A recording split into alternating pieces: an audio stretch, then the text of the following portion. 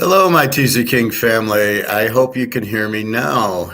Uh, let's see. So I'm going to do a quick test. Please let me know if you can hear me. I don't know what happened on the other one, but please let me know.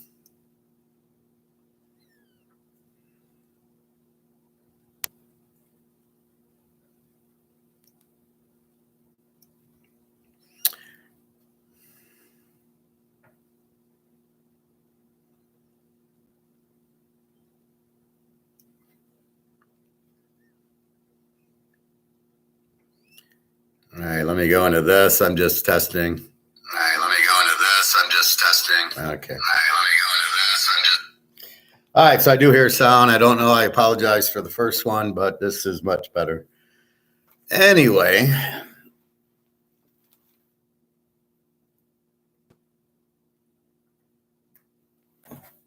So let's repeat what I just did. So going through college yesterday, we hit the Syracuse, Minnesota under. That was 50, 48. Minnesota, good defensive team, running the ball. Tanner Morgan did play. That's why the line moved, as I thought. Oklahoma, Florida State, I sweated that one. I saw the score 17-11. I go, all right, they're not going to get to 60. And then some reason when Florida State got to 18-17, I said, I think I'm going to win. If they both get to 25, they'll both get into the 30s, and I need 60. And it was just something where it was like once Florida State scored, I knew then, okay, Oklahoma has to score, they have to score, and it would just be that. And we got our nice long runs, which definitely helps. So Oklahoma, they end up 38-35. We got in the 30s. I got a W there, which I was very happy. And then Washington, I have as the dog, and they win straight out. They were up 27-10. They win easy. Texas's running backs are out. So I know that's going to hurt them. They like to run the ball. So that was pretty easy one. Actually, I'm surprised it was only 27 for Washington, but probably had the lead. They probably were just running the ball.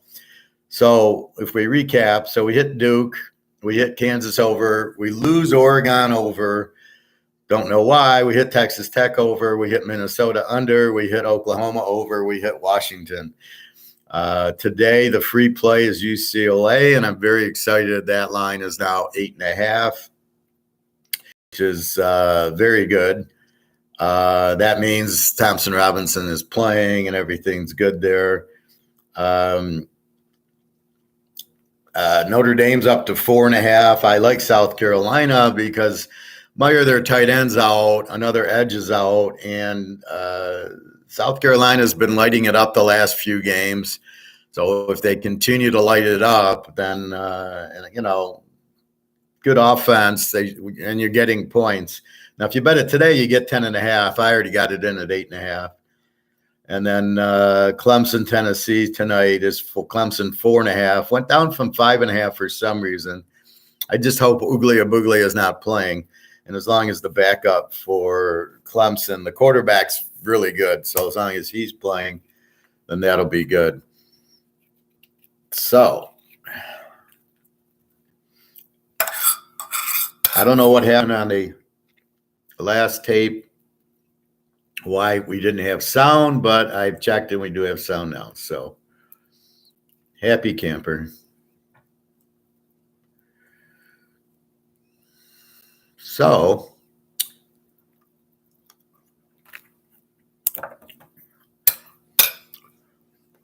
Dallas, Tennessee.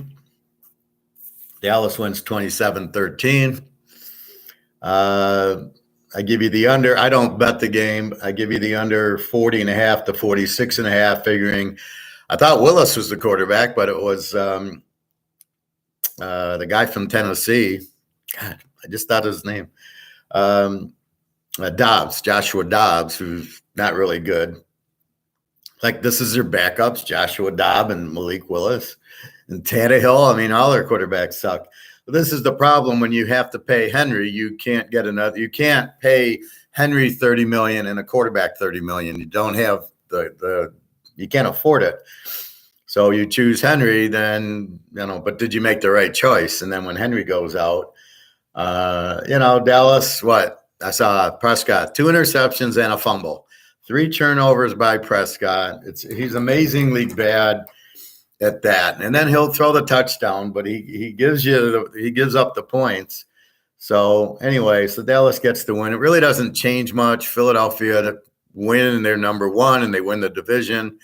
Minnesota still needs to win the 2 to do it, although the Philadelphia game's first, so that's going to hurt. If they win, then will Minnie play against Green Bay? We will see.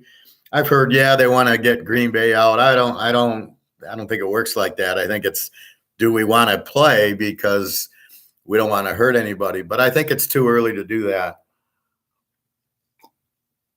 I think the next week you'll probably see Jefferson rest because he's got a bad shoulder, but he's playing anyway, although you wouldn't know it with his 15 catches last week.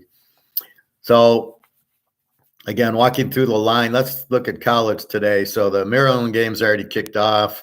Maryland 2.5, 47. I gave you under yesterday. UCLA Pitt, the free plays UCLA. It's up to 8.5. I bet it at 5, I think. Once I knew Thompson Robinson was, I thought, playing. Now I'm fairly certain he's playing. Notre Dame 4.5. I like South Carolina. Ohio, Wyoming. Ohio's quarterback's out, so they're playing with their backup. They've been playing with them. Ohio's an over team. Wyoming, kind of a under team, but not a great defense. 49.5. I'd say maybe go over that, but that's a real I wouldn't even really try to play that one. And then Tennessee, Clemson. I like Clemson without Hooker and without the wide receivers. It's going to be harder for Tennessee. Maybe it's an over game. I don't know. Clemson, they're supposed to have this great defense that never showed up this year. So I don't know. They played North Carolina tough. I just like Clemson with the backup. He's better than the starter. So I like that. Iowa 2.5, 31.5 against Kentucky. It's a hard under to play, but it is an under with Kentucky's quarterbacks out, Iowa's quarterbacks out. They have good defenses. I just don't know where they're going to get the points against these defenses. So it's probably still an under, but it's so low, hard to take it. Alabama 6.5 over Kansas State. I like Kansas State. I think they're going to show them what they are, and that they beat TCU, and they ran the table in a tough Big 12. So I like Kansas State 12.5 here. TCU, Michigan. We like TCU in the over. Georgia, Ohio State, like Georgia, and probably under. You can't go, like I said, 70 points in a Georgia game. It's not going to get there. Mississippi State's now 1.5, 45.5 against Illinois. I like it under. Illinois' good running back is out. He's sitting out to get ready for the draft. LSU, Purdue, I have no idea. So many injuries, so many players sitting out. 14.5. The quarterback for Purdue's out. The quarterback for LSU's injured. Over under a 58. I don't know what to do here. USC 1.5, 63.5. I like USC here. And because I believe the quarterback, he did pull his hamstring, but I believe he's playing. And then Penn State, Utah. Kincaid's out, the running back's out, but Rising is still not out. So if this spread stays 2.5, I like Utah and Rising plus 3.5, and we'll see. So I'm waiting to bet that probably till the first or second. So Dallas takes care of business, wins 27-13. Now I just went through the line. So again, I apologize. The other video, the sound wasn't working, and I don't know why. I did the same thing I do the way I set it up. I just go in, live chat, boom, boom, title it, and hit live. So not sure what happened, but I've tested this one, so I do believe I have volume. So my apologies there. Okay, so in the pros. Atlanta 3 and 42.5. The Giants 5 and 38.5. Detroit 6 and 52.5. Jacksonville 4, 43.5. Washington 1.5, 40.5. Philly 6.5, 42.5. Kansas City 12.5, 44.5. New England 2.5, 41.5. Baltimore 2.5, 36. Tampa Bay 3.5, 40.5. Frisco 9.5, 42.5. The Jets 1.5, 42.5. Green Bay 3, 48.5. San Diego 6.5, 42.5. And Buffalo 1.5, 49.5. Free pick is the Green Bay Minnesota game over. Minnesota is a perfect over team, just like San Diego. No defense, strong offense. Jefferson, Cook, they'll definitely put points up. Green Bay has got the receivers going. Rodgers, they'll definitely put up. We need a 42, 48.5 down to 42.5. So 24-20. I can't imagine that it's a must-win game for Green Bay. They're not going to light it up. It's in Green Bay, but it's pretty mild right now. So it's not the freezing cold we had last week. They play each other, so this is revenge. So I think Green Bay wins. They're laying the 3. Minnie needs it for the 1 seed, but Green Bay needs it to get into the playoffs. And the team that needs it to get into the playoffs has got much more incentive than the team who needs it for the 1 seed. The team like Kansas City, Denver is more, okay, I can play KC. They need it for the 1 seed, but Denver's not, going anywhere. They're a weaker team, but I don't look at KC's not going to put up 50 on Denver this week. However, like Philly, New Orleans, now Philly needs it not only for the 1 seed, but to win their division now that Dallas won. So Dallas winning is forcing Philly to go, and Minnesota is forcing Philly to go. So I look at Philly to handle New Orleans. Kamara's injured, but he'll probably play. Lobby, I believe, is out, which has got to hurt him. Philly, they played well against Dallas and lost, but New Orleans does not have the defense. Dallas seems to at some point. Excuse me.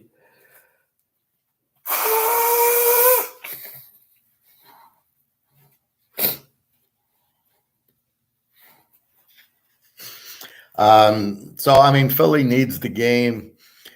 New Orleans needs the game, but they're a 6-win team, and Philly's the 1 seed. So I just look for Philly to end it so they can rest next week and not worry about Hurts and give Minshew a little bit more. But I don't have no problem with Minshew here. Let's see. So where was I at? Well, let's go down the list. So, yeah, we were talking Dallas. So Tennessee loss makes Jacksonville, now the pressure's not on them. They have the lead if they can win. I'm not sure they can beat Houston in Houston, not with Trevor Lawrence. And Houston's 13-2 this year in a teaser. So I'm not playing Jacksonville at all. This is a case that I warn you on where the team needs to win, Jacksonville, to clinch the division, but they're not good enough to win. They're a 7-8 team.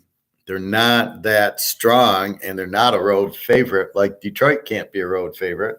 Like the Jets shouldn't be a road favorite. So with that said, I'm not all, okay, Jacksonville needs to win. I'm going to bet them, and they're going to win. No, Jacksonville will probably lose. So we got Atlanta in a meaningless game with Arizona. We got, I believe, Colt McCoy against Ritter. McCoy is like probable. So I guess they're going to play him over McSorley. I think McSorley is better than Colt McCoy. But either way, it's a tough game. Both teams are really over teams. The over under 42. It's probably an over game. McSorley hadn't played, and now, against Atlanta, they should have more success, whoever the quarterback. Ritter's starting to get his legs for Atlanta, so it does make it difficult with the new quarterbacks in.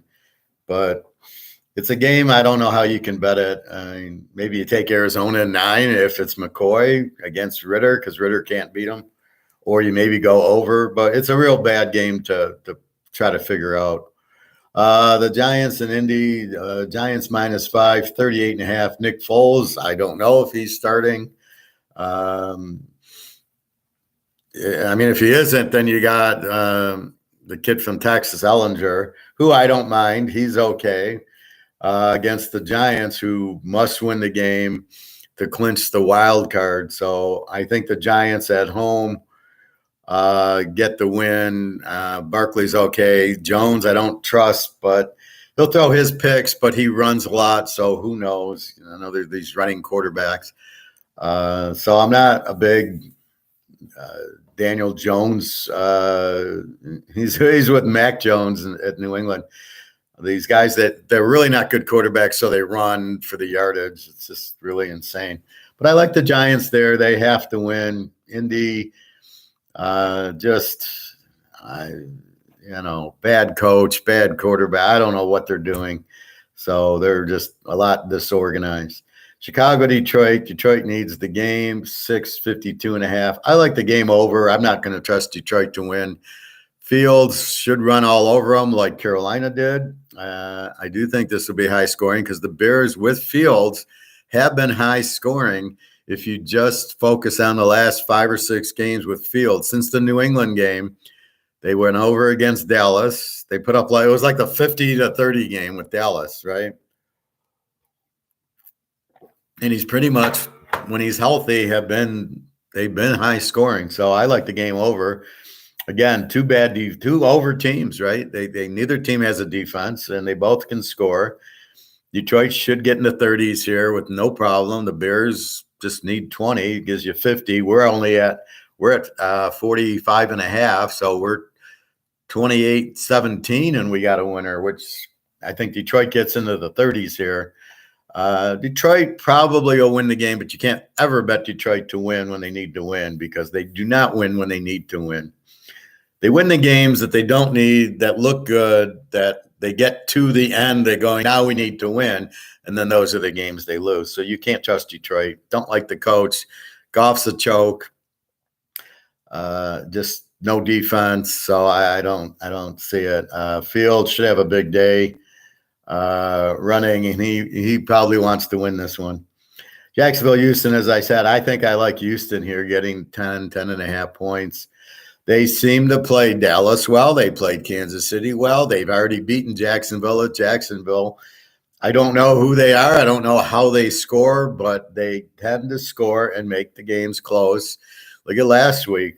They won, they won at Tennessee 19-14. Okay. So, I mean, how did they do that?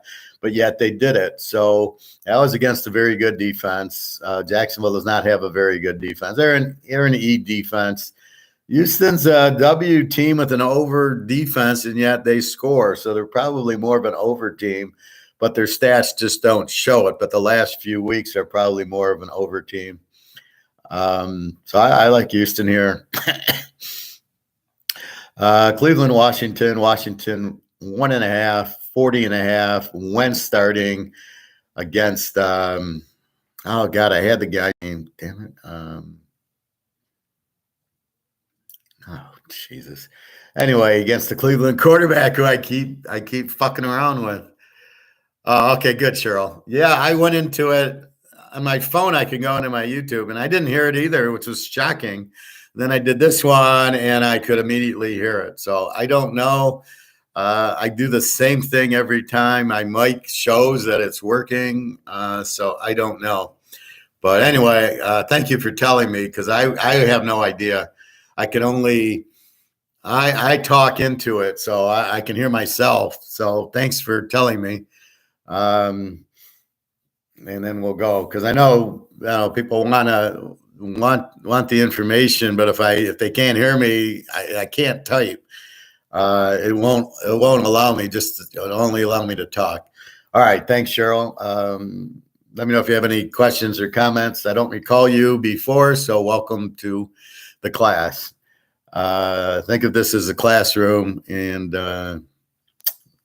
just raise your hand and ask questions. That's what we're here for. So,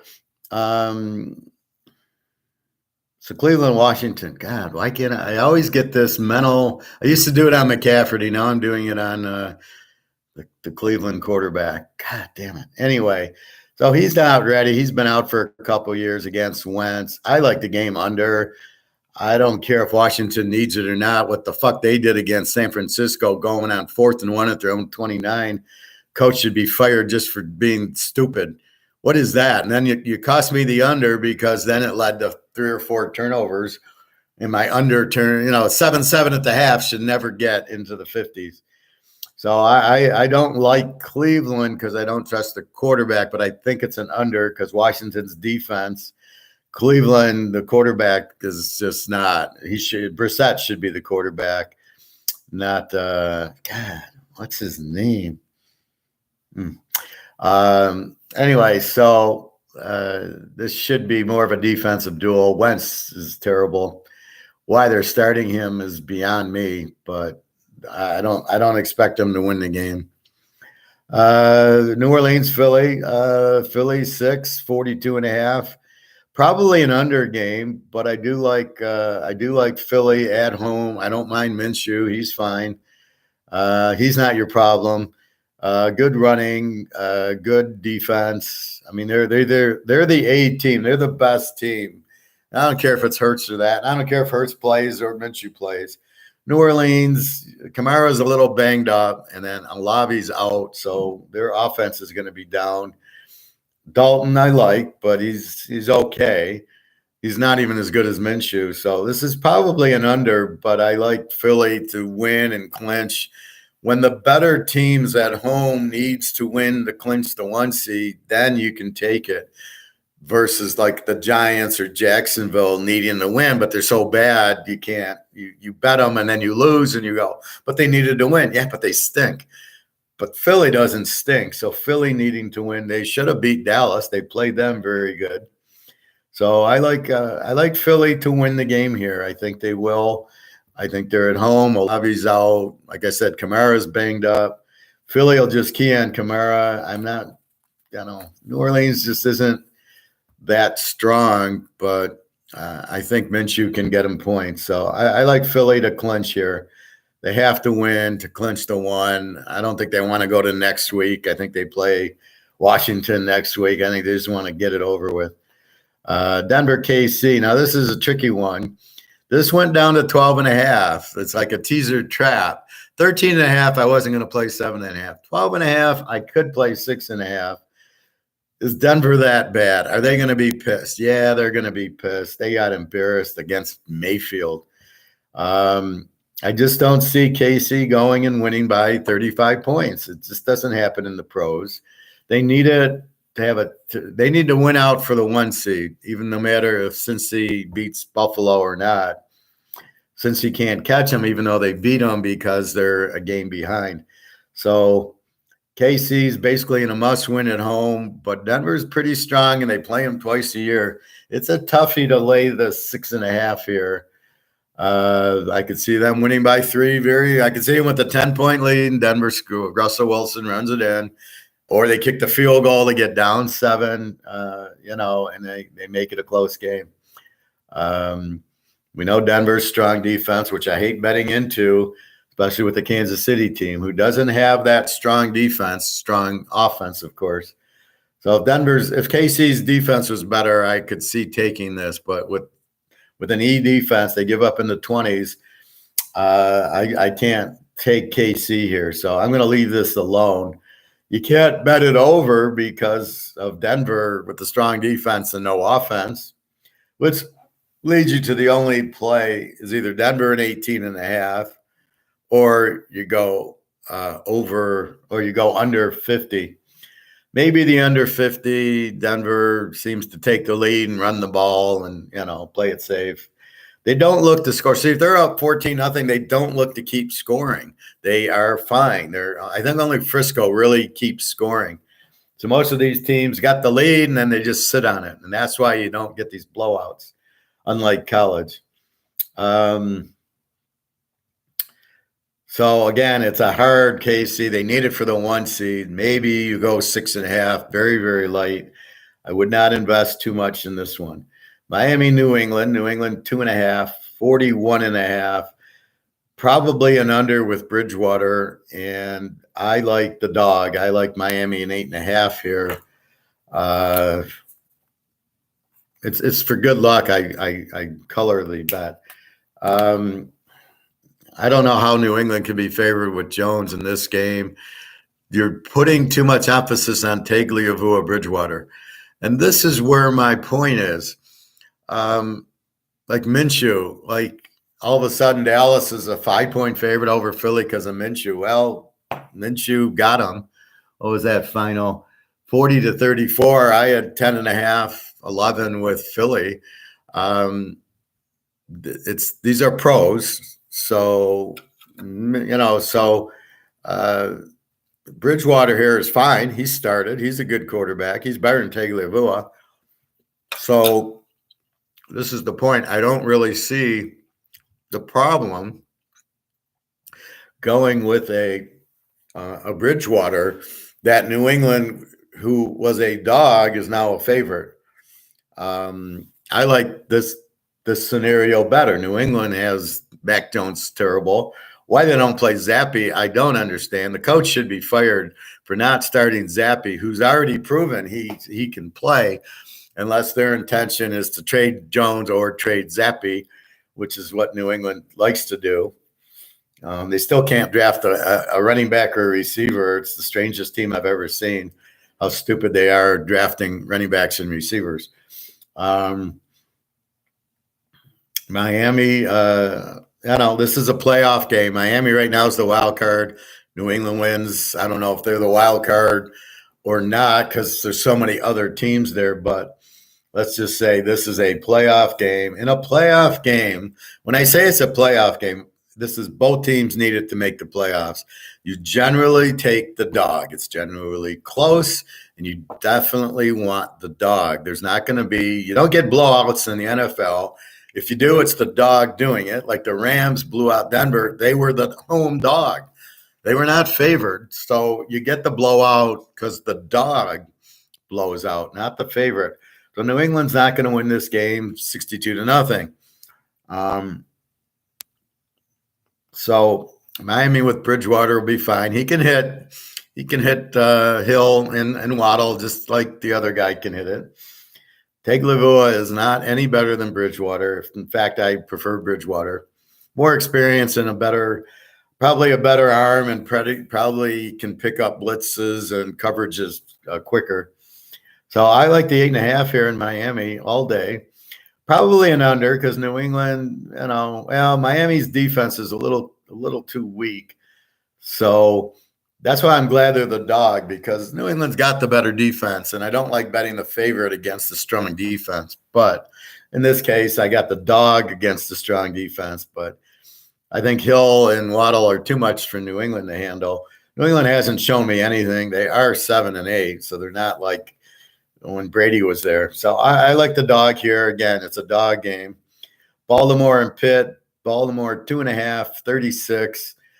I like Pitt. I like the under all day with Hanley and either whoever the Pitt quarterback is. Pitt, they're terrible. Pitt's defense is just suffocating. This will be a close game, probably 17-14. So I like Pitt as the dog, and I like Baltimore under. So the game should be low scoring and close. So either way you go, I like both of them. So this, again, is a playoff game. And, again, this should be tease the dog in this type of game.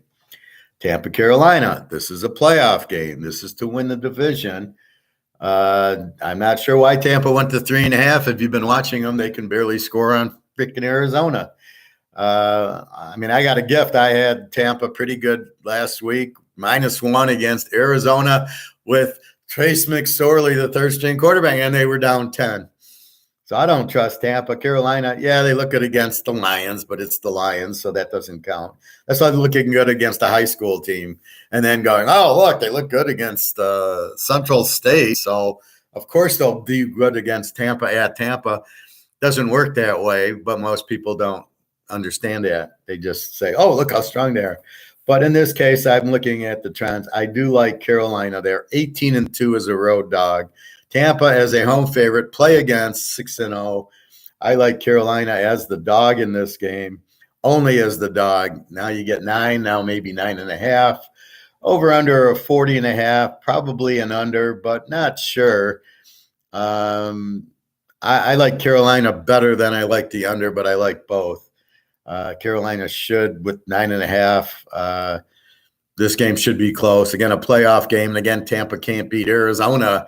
They're not going to blow out Carolina unless Darnold just throws 5 interceptions. And that's the part you can't call. Is Darnold going to throw 4 picks? Maybe he does. Maybe he doesn't. You don't know. We know Dak Prescott threw 2, and we called that. I called the 2 picks. He threw 2, and he fumbled. So he had 3 turnovers yesterday. That's his normal game. So when we bet Dallas, we know Prescott's going to throw 2 interceptions, and he does every week. He's a terrible quarterback, but everybody loves him. So, okay, but wink, wink. We know he's going to throw the 2-3 interceptions. So I can't predict if Darnold's going to throw him like I can Prescott. So if he's clean, Brady – the offensive coordinator in Tampa, you look at the box score, you look at the drive sheet, and it's run up the middle, Fournette, 2 yards, run up the middle, 2 yards, incomplete pass. Next drive, run up the middle, incomplete, run up the middle. They start running it up the middle for 2 yards. I've never seen that it's so hard to run up the middle in the NFL like it is this year. You watch guys, 4th and 1, what do? Run up the middle, and the guy loses 3 yards. And if they keep giving the ball to the fucking fullback, so you got the blocking fullback and the tailback, and then they try to surprise them and give the ball to the fullback. I've yet to see the fullback not lose 2 yards on the 4th and 1s. Yeah, I've not seen the fullback get a first down. What the fuck are you doing? He's your blocker. Secondly, do your play action pass will work every time, or run some sort of option. But you can't. I saw somebody do the Wildcat where they brought in a running back, Florida State, I think. It was like 2nd and goal at the 2, and the running back was the Wildcat, took the snap, and he ran it. Okay, that's creative, but to just hand it to the fullback and he runs into the wall. Goodbye, offensive coordinator. You know what offensive coordinator I would take if I was like the Lion? If I was a pro team, I would take the Kansas offensive coordinator in a heartbeat. This guy's a fucking genius. He's doing this with Kansas. Kansas is down 38-13. Boom.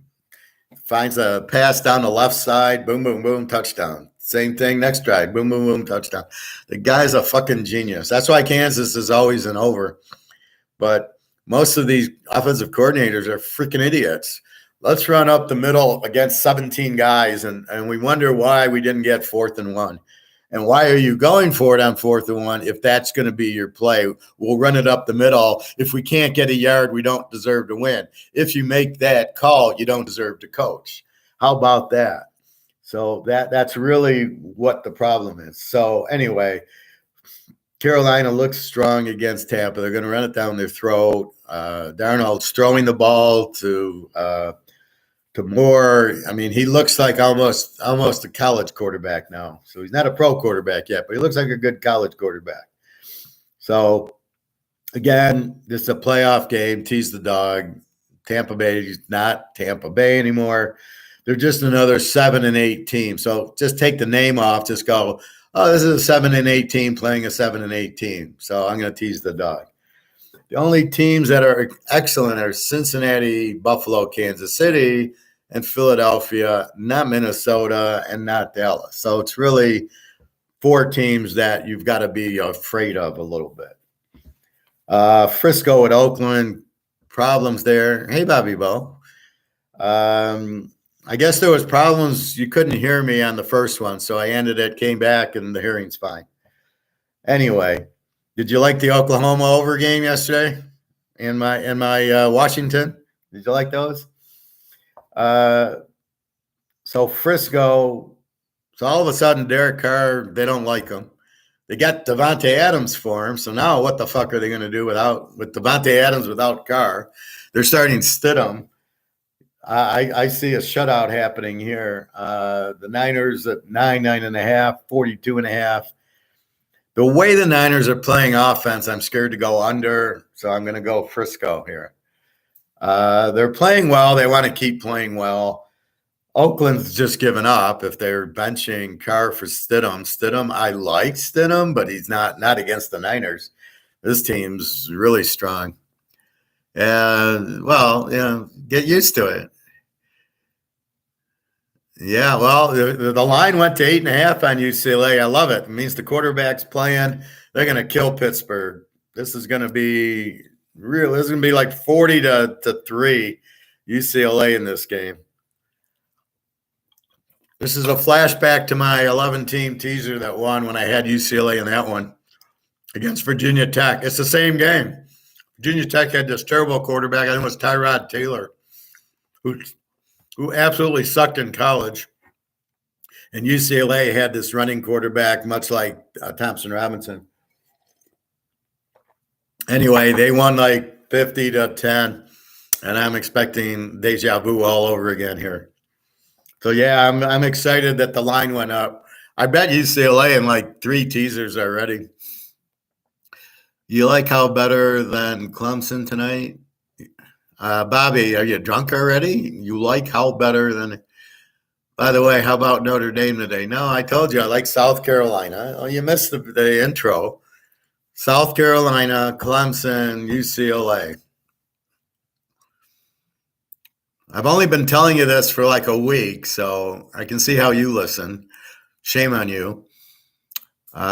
You like how better than Clemson tonight? What the fuck is that, Bobby? Can you speak in the English language or Russian that I can understand? I like Clemson. I like UCLA the best. That's why it's the free pick. Clemson I like because the Tennessee quarterback's out and the receivers are out. I meant, do you like UCLA? Yes, that's the free pick. UCLA won, and then I like South Carolina and Clemson because Tennessee's guys are out, and then South Carolina's been playing well. The best player on Notre Dame, their tight end, is out, and another guy's sitting out. And Rattler's finding how to actually be a quarterback, and they're scoring a lot of points. So I don't know if they'll win, but I like you can get 10.5 with them today. So, but I like I think it's just Notre Dame money going on Notre Dame because we went to Notre Dame and we always bet Notre Dame no matter what. So that's my point. So I like, I think South Carolina's a live dog today. So Rattler's sorry ass is actually doing good. Well, if you watch the last 2 games, he lit up Tennessee for like 60 points. I said, what the fuck? Did somebody else come in? No, it was Rattler. Then he goes and plays Clemson with their defense, and he lights them up, and they win 31-30. Well, if he can do that to Clemson, he'll do it to Notre Dame. Clemson's a better defense than Notre Dame. So, yeah, Rattler's looking good. I don't know, whatever he found, but he's the kid that they thought he'd be at Oklahoma. Okay, so Frisco just is going to dominate Oakland, especially with Stidham. Oakland's not very good anyway. They're an over defense, so I just think the Niners just blow them out. They're playing very strong, and I don't see them. They can't get to the 1 seed. Do they want the 2 seed? Does it really fucking matter? I don't think so, but maybe they want the 2 seed, or they just want to keep their – you got Brock Purdy, you got McCaffrey. They're playing well, so maybe he just wants to get them more experience. So I think Purdy just keeps going, and I just love 49ers here, especially with Stidham. The Jets, 1.5 over add all this is a playoff game. Both teams need it. Why the fuck is the Jets favored? Because Mike White's the quarterback. I mean, you got Lockett is playing, Metcalf is playing, Walker is playing, and Smith is playing, Geno Smith. So what the fuck? Mike White's okay, but the Seattle should be a 3-point favorite here. They're at home. You're a 3-point favorite against the Jets, who I love, the Jets this year.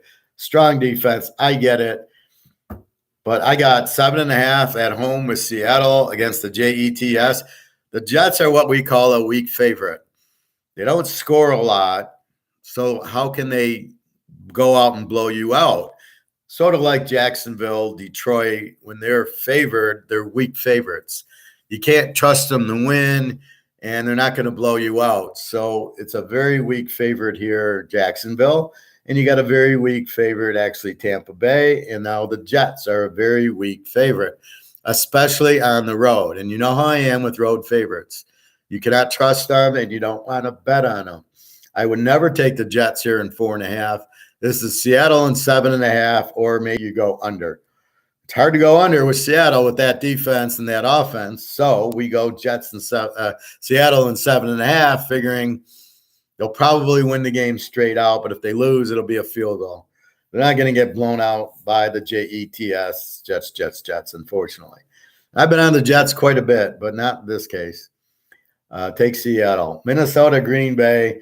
Here's the difference. Green Bay must win to get to the wild card, where Minnesota is already in, and it's just, will they get the 1 seed? But if Philly wins, then they're done. Maybe they play, who knows? And if Philly loses, then they play. But even if then, Green Bay's need to get into the playoffs as a wild card, do or die, their backs are against the wall much more than Minnesota, who's already in. Once you're in and you're just playing for position versus a team needing it to get in as a wild card, the team who needs to get in a wild card is going to play at a much higher level than the team who is already in, and maybe they're going for the 1 seed. But if Philly wins, which we expect, then Minnie really doesn't have anything to play for. Oh yeah, they'll play to beat Green Bay. Yeah, that's a bunch of bull. I don't buy that. But I don't like Green Bay -3. If Minnie's going to play for the 1 seed, they could win. I'm just saying you'll get a great effort from Green Bay. So I'm going to the over. That's our free play here. So your free play is UCLA with this game, Green Bay, Minnesota over. 48, so you need 42, is 24-20 with Rodgers and his receivers now. And then Minnesota, you see what happens with Jefferson and Cook and Thielen. Minnesota will score easily in the 20s. They have no defense. Green Bay probably gets in the 30s, probably a 50, 60-point game. My guess with the weak both teams have kind of weak defenses. And both Green Bay's getting more explosive as they get the new receivers. That number 9's playing well, and then he's getting the other guys back, and they can run.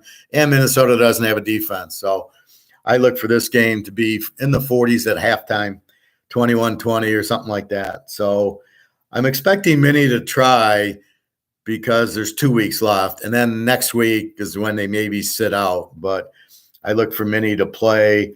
Again, going into the game, they won't know the Philadelphia score, so they're going to be pumped up for the 1 seed until they see Philadelphia win. So this is a good over bet. Take it over. That's your free play. The Rams in San Diego. Are the Rams back? Did they score 50 points on Denver, which is a great defense? What the hell happened there, and the coach is gone? Didn't Notre Dame finish the season strong? They lost to USC by 30. The point you're missing, Bobby, is that their tight end, who's All-American, Meyer, is sitting out. He doesn't want to get hurt for the pros. So you're missing your best player, Notre Dame, and another defensive player, an edge guy's sitting out. He doesn't want to get hurt. So I think that the team then doesn't react well to that. And they go, well, fuck, Meyer's sitting out. And I think they let down, like you saw yesterday. Oklahoma was kind of let down because their tackles sat out and a few others. Texas, I think, was flat because they're running backs, two running backs. One's the first pick in the first running back drafted on Texas, Robinson, sit out. So I think the rest of the team, the air comes out of the balloon, and I think you're going to see that with Tennessee, and I think you're going to see that with Notre Dame. They're going to be a little bit flat, and South Carolina's been on a roll. Rattler's not getting ready for the pros. He'll never be drafted. But if he makes a good showing against – see, here's my point. If he lights up Notre Dame for 45 points like he did Clemson, people are going to notice Rattler. He might then get drafted. I think he's still a year away. But this is a good showcase. Look what I did against Notre Dame. That's why I don't understand these guys sitting at the bowls. What the fuck's the Florida quarterback sitting out? Who's going to draft that guy? Anyway, so I think it's a great chance for Rattler to look good and improve his draft quality. All right, so L.A., San Diego. What's with L.A.? Mayfield, okay, he's been there 3 weeks. He beats Oakland. He loses. They get killed by Green Bay. They score 10 points. And then he goes and he beats and then they killed Denver. That was as a home dog. Here they're a roam dog to San Diego, who's got a weak defense. Without Aaron Donald, LA's defense isn't that good. San Diego, more of an over team. Keenan Allen, Williams, and Eckert and Herbert. So they're pretty loaded offensively. Badly coached. They tend to win all the games close, like they did last week. They beat Indy 20-3. So I kind of am torn between the Rams and the game over. The over's so low, it was 40, that it was a joke. That it was like, I think the Rams are going to score now that Mayfield kind of got it against Denver. I think they score against San Diego a little bit. So I think this is at least a 40-point game. San Diego's locked in the wild card. They can't catch Kansas City. So they're going to be a 6 or 7 seed, probably a 6. Baltimore, I think, is kind of locked in 5. So they'll be a 6 seed. So I see that as they're not going anywhere. I don't think they'll rest their players this week, maybe next week, but that's what I see. So I like the game over, actually. And if San Diego starts pulling their players, I like the Rams. But right now I'm not seeing the line drop. Still 6.5, and the over is going up. So San Diego's playing. So I like the game over here. And then last but not least, our last playoff game, Buffalo 1.5 over Cincinnati, at Cincinnati, over under 49.5. Love the game over. Love Cincinnati as a home dog. Now, Buffalo on the road is not Buffalo at home. They do not cover on the road. They tend to win like in Detroit. They won, 28-25. They came back. So Allen can get you that last touchdown to win the game if they're down. But they ain't going to win by 20. And I got Joe Burrow. Thank you. Joe Burrow is better than Josh Allen. I don't care if you believe it or not. He is. And I got 7.5 and Joe Burrow at home. Thank you very much. Cincinnati should be a 3-point favorite in this game. Why Buffalo's favorite, I have no idea. They shouldn't be. Now, here's the problem. Cincinnati, even with the win here, is if KC beats Denver, won't be able to get the 1 seed, because then if KC wins its last 2, they're the 1 seed.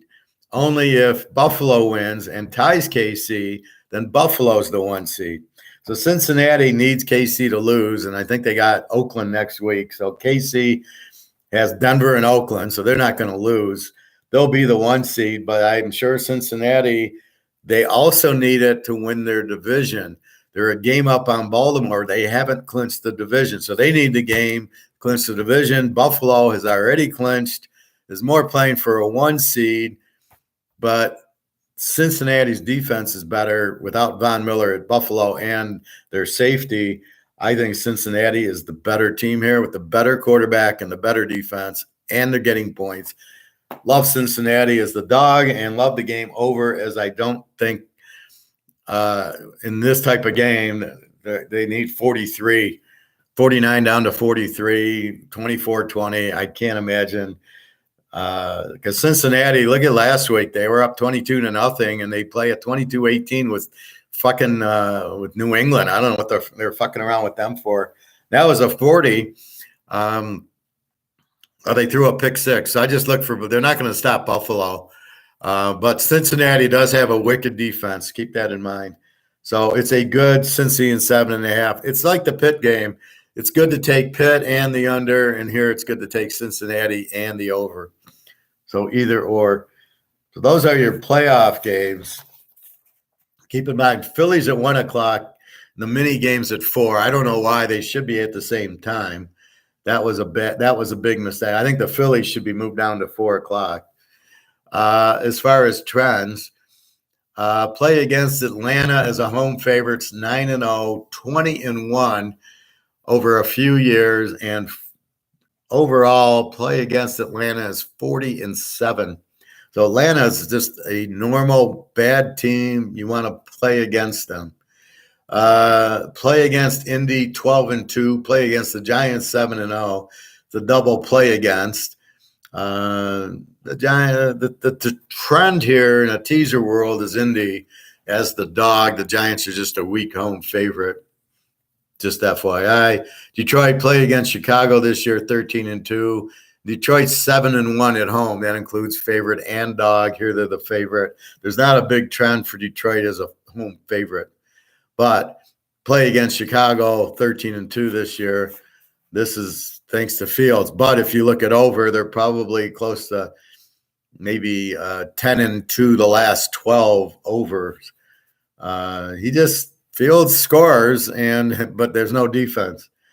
Jacksonville, Houston. Houston is 13-2 in a teaser. Washington, Cleveland. Play against Cleveland as a road dog, 10-1. Philadelphia, 12-2 as a home favorite. Play against New Orleans this year, 13-2. So not only are you just playing against New Orleans because they suck against the line in a teaser this year, but Philly is 12-2 as a home favorite the last 2 years, 9-1 this year. So Philly's a strong home favorite, and New Orleans you just bet against.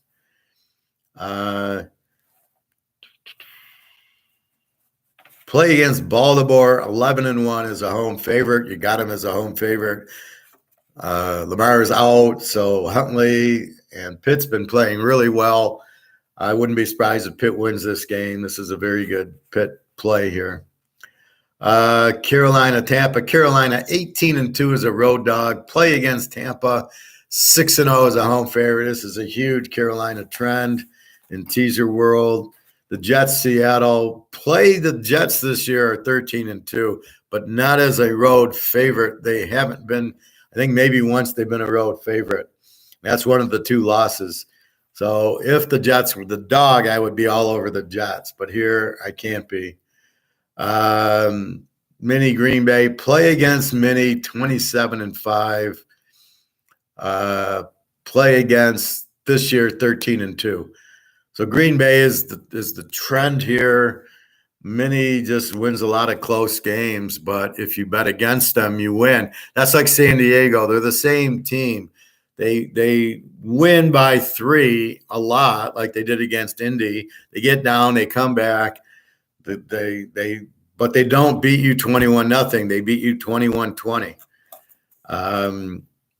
San Diego, LA, play against San Diego, home favorite, 17-2.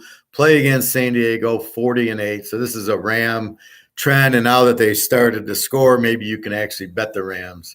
The Rams have been shit this year. And Buffalo, Cincinnati. Cincinnati, 10-2 is a home dog. Play Cincinnati since Burrow, 30-6. So that shows you when you get a good quarterback, do with them.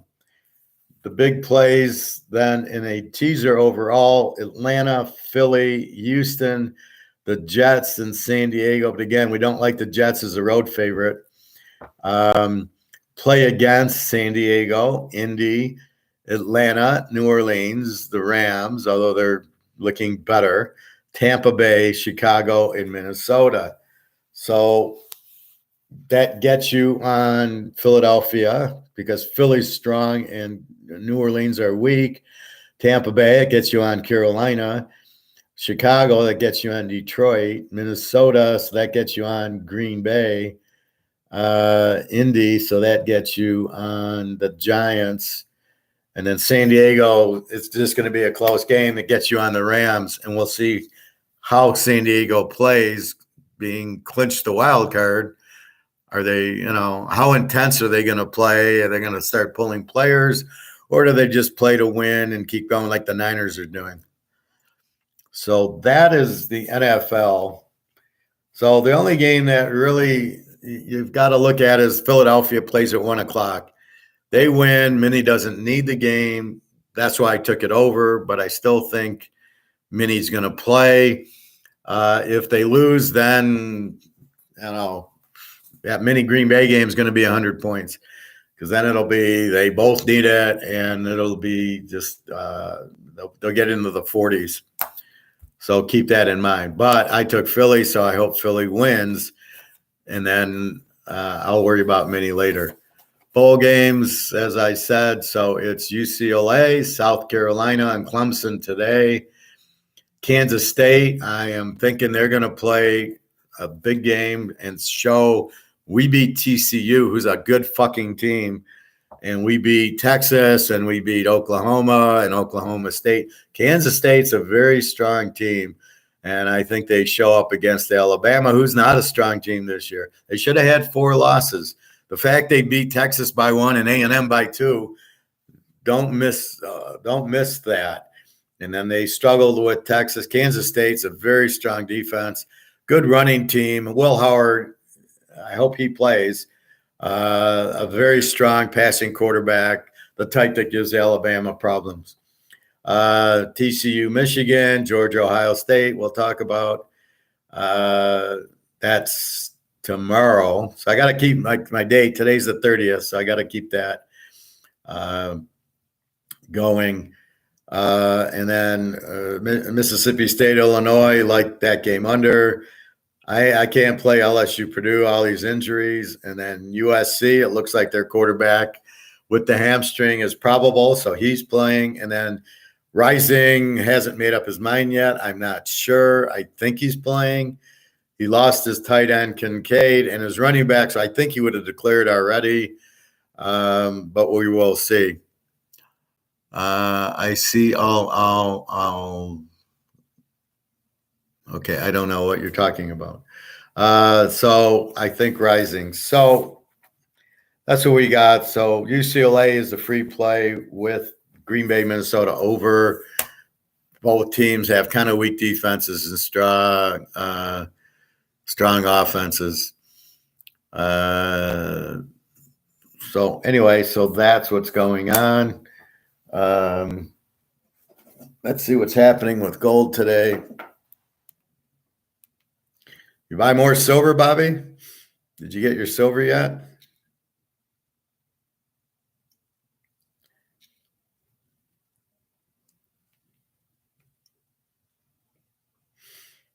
Let's see what the gold price is.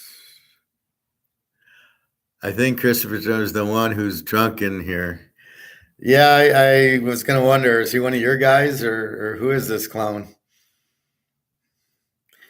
I'm giving him another 2 minutes, and then we won't hear from him anymore.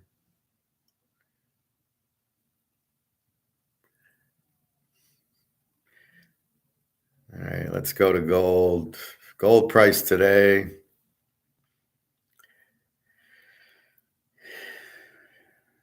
$18.28 is what it looks like.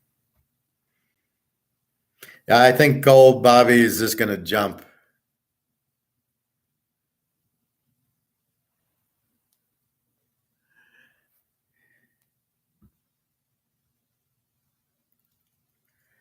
Yeah, gold's $18.20. We don't even pay attention. It's up $5. Silver.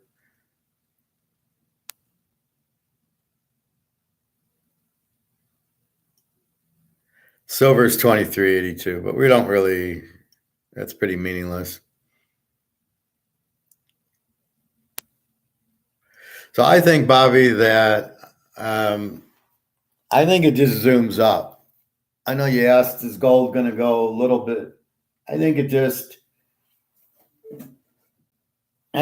going to go see it hit 20,000. I don't think it's going to go to 3,000 and then 4 and then 5. I think it just goes. They reset it at 20, and then that makes it go to 50. I need to check if I can get some gold around here where I'm at. Why not? Do they only have silver?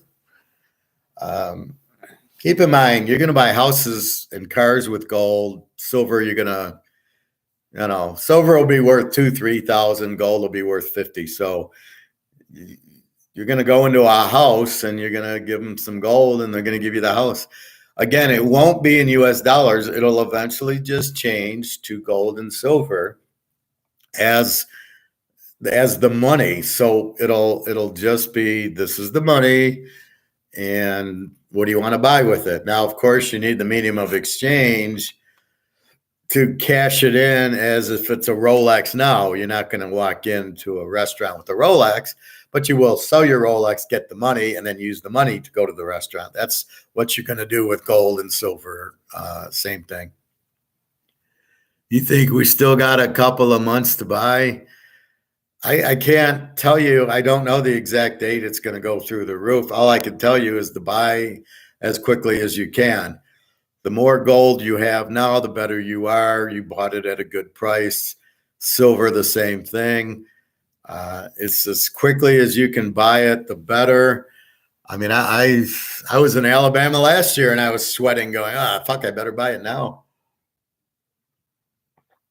So my recommendation is buy as much as you can, as soon as you can. If you got to wait a month or two, then wait a month or two. But get as much, especially silver. I mean, just keep buying it.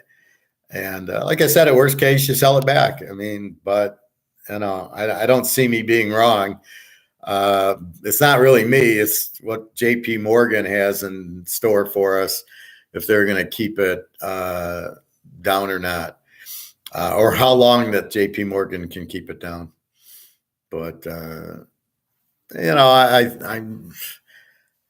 I don't know. I thought December would be it. Now maybe January. I think by March, you better own it as much as you can, but just be careful. But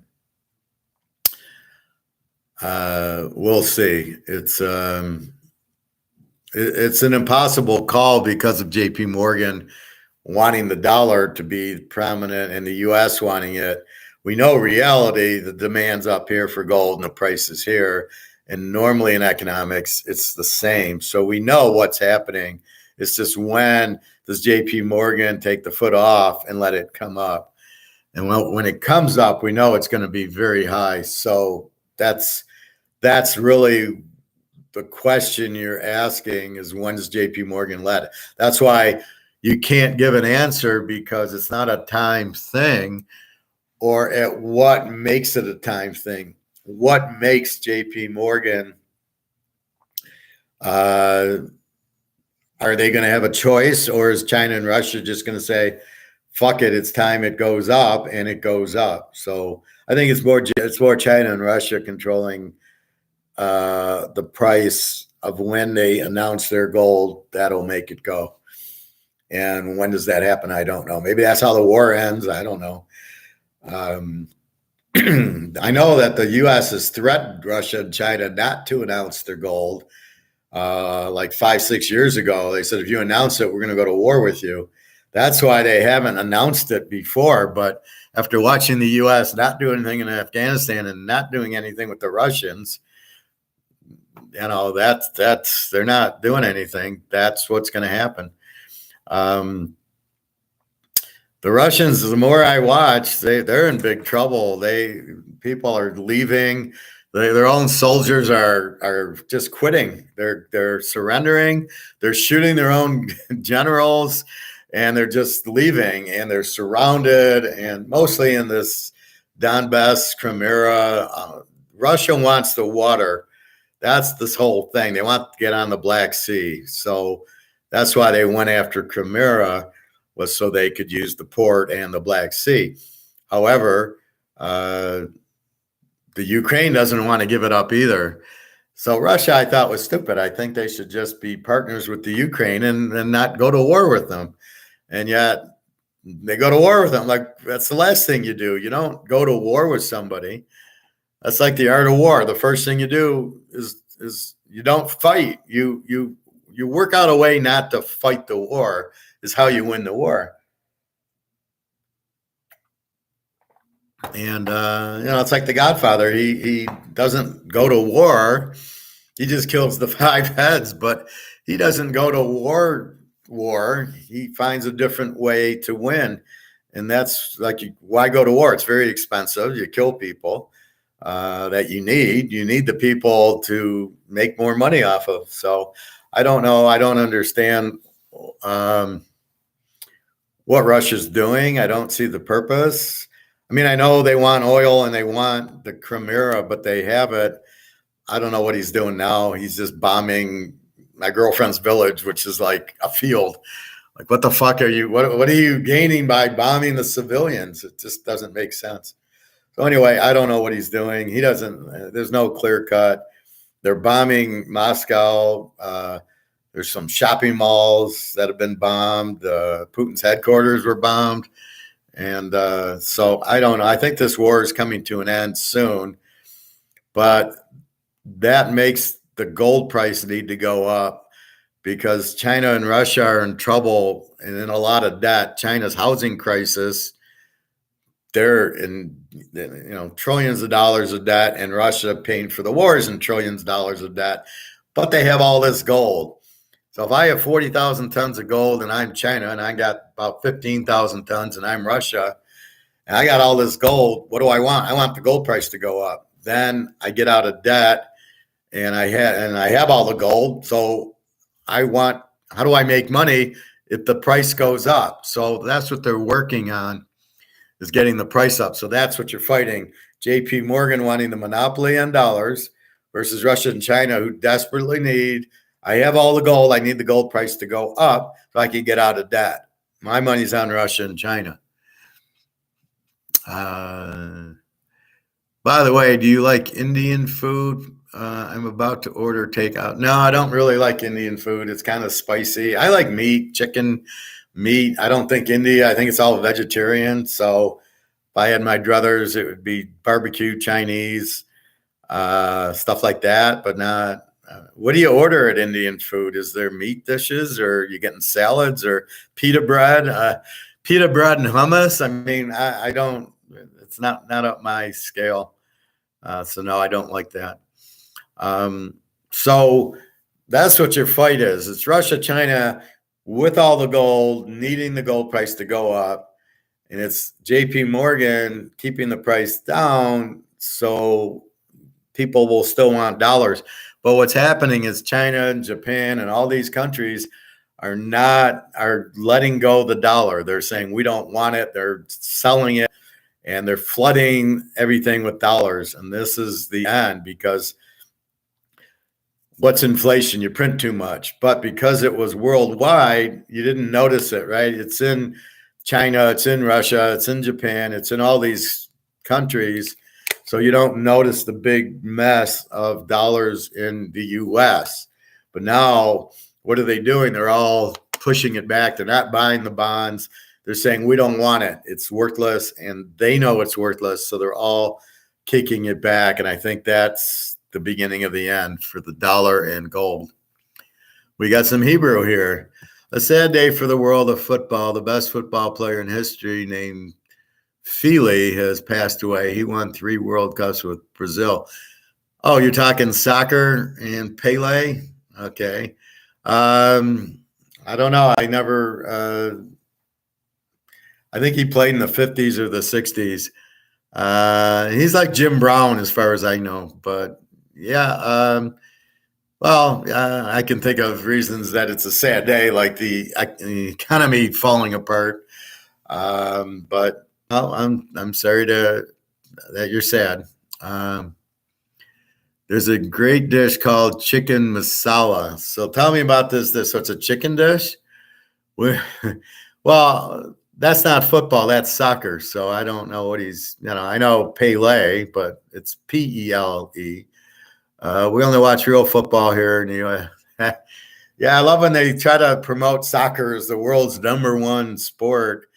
And it's because all these other countries are so poor because they're all communists and socialists that nobody has money to buy ice skates or play football or play baseball. It's expensive, baseball.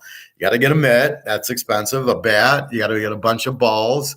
And you got to get 9-on-9. Soccer, you can play 1-on-1 or kick the ball into a wall. No offense, rest in peace, yo him through. God, Bobby, to him. Rest in peace to him, though. 1970 in football, the red-yellow card law started also because of Pele, because they would always break it before it wasn't. Well, that's like there's like the Michael Jordan rules. The Pistons kept beating him up. They didn't call anything, and then finally the Jordan rules where you couldn't touch it. Now LeBron James, you can't even breathe on the guy, and it's a foul. That's when I stopped watching basketball. So the problem is he played in the 50s. So you never watched him play. So I don't really. I know who he is, but it's it seems like a lot of people are dying now. I mean, Sean Connery died, and a few other movie stars, and it's just really weird that they're dying. I'm sure he was a legend in his day. Not exactly Tom Brady, but I'm sure he was great. Yeah, he's no Mickey Mantle. He's no Brady. He's no Joe Montana. Yeah, I mean, but it's not like I'm sure he was in his 90s. See, when the guy's really old and he dies, oh well, okay. Like if Tom Brady died today, yeah, that'd be tragic. But when these guys hit 90 years old and they die, who just died? Franco Harris. Now that's tragic, but he was in his 70s, so okay, not a huge surprise. A few years ago, the Americans were very dismissive of European basketball players, and today the top best basketball players in the world are Europeans. Oh, really? He's definitely no Bobby Bo. No, he's no Bobby Bo. I mean, that would be tragic. I don't really follow basketball now, but I have no idea. The best player to me, Steph Curry, and the other guy on his team, what's his name? But the real best players were Magic and Isaiah and Bird and Jordan and Kareem and Wilt, and those guys were the best players. Yeah, Klay Thompson. Those are the best players now, but really there's not really good players. I don't consider what's his name? Kevin Durant. I don't consider him a great player. He's a good scorer. When he played on Golden State, he looked good because they had all the other players. But when he's on Brooklyn, he looks like shit. Yeah, he's not any good. But the best players, it's a very weak league right now, basketball. He's a shooter, though. I'd rather have George Gervin than Kevin Durant. It's funny. I always compare LeBron James to God damn, my mind's going. I always compare LeBron James to Karl Malone. That's who I say he is. He's Malone or Barkley. He's not the superstar. He's Karl Malone, and Karl Malone never did anything. So if LeBron James played in the 80s, you wouldn't even know his name. He'd be Karl Malone because he wouldn't have a chance against Bird and Magic. I've been watching some Bird stuff on YouTube, and the guy's he's so far. The guy made the comment. He says he shut out Jordan in 85, and then he shut him out in 86. He says if Jordan's the best player and Bird just swept him 2 years in a row, what does that make Bird? And it was like exactly that's been my argument the whole time. Luca Brasi, Nicole Jukic, Rudy Goober, Giannis, and more. Never heard of these guys. Jack Tatum from the Celtics is becoming great. Well, Jack Tatum was always good on the Raiders, too. Well, see, but basketball is different now. You can't guard them. These are just jump shooters. Are all these just jump shooters that you think are good or what? Anyway, don't really want to go here in my class today. Let's keep it to economics after the football. So football we've kind of covered. Your free picks, UCLA and Green Bay, Minnesota over. We do like Pitt. We do like Cincy and Seattle. Why is the Jets favored? Maybe the Giants win. I doubt Jacksonville wins. Detroit over. Philly looks good. The dog in the Miami New England game, the dog in the Carolina Tampa game, the Niners, Seattle as a home dog, and mini Green Bay. So that's kind of what's on the plate. Bowl games. We'll talk about that. I don't know. Do we talk about it tomorrow or what? The playoff games. Michigan, TCU. I think I like TCU and the over. I think TCU is the better team. And then Georgia, Ohio State. I question why Ohio State is there instead of Kansas State. Enough said. Once you come to a basketball game in the Euro League, I guarantee you that in terms of cheering, you will not experience such a thrill. Fans jumping, lighting, smoke flares, and firecrackers cursing. Have you ever been to a Michigan-Ohio State game? There's nothing like that. Or Alabama-Auburn or LSU-Alabama in Baton Rouge on a Saturday night. USC-UCLA, we can go down the list. Yes, go to a college football game. Yeah, they do shoot each other, especially in the soccer games. You're in Israel or are you in Europe? Let's see if I can read this. Shimas. Digil Shimol, something like that. I used to be able to read Hebrew when I was a boy, but it's been a while. Yeah, but that's just a Saturday night here. Lighting, smoking flares, firecrackers, cursing, gunshots.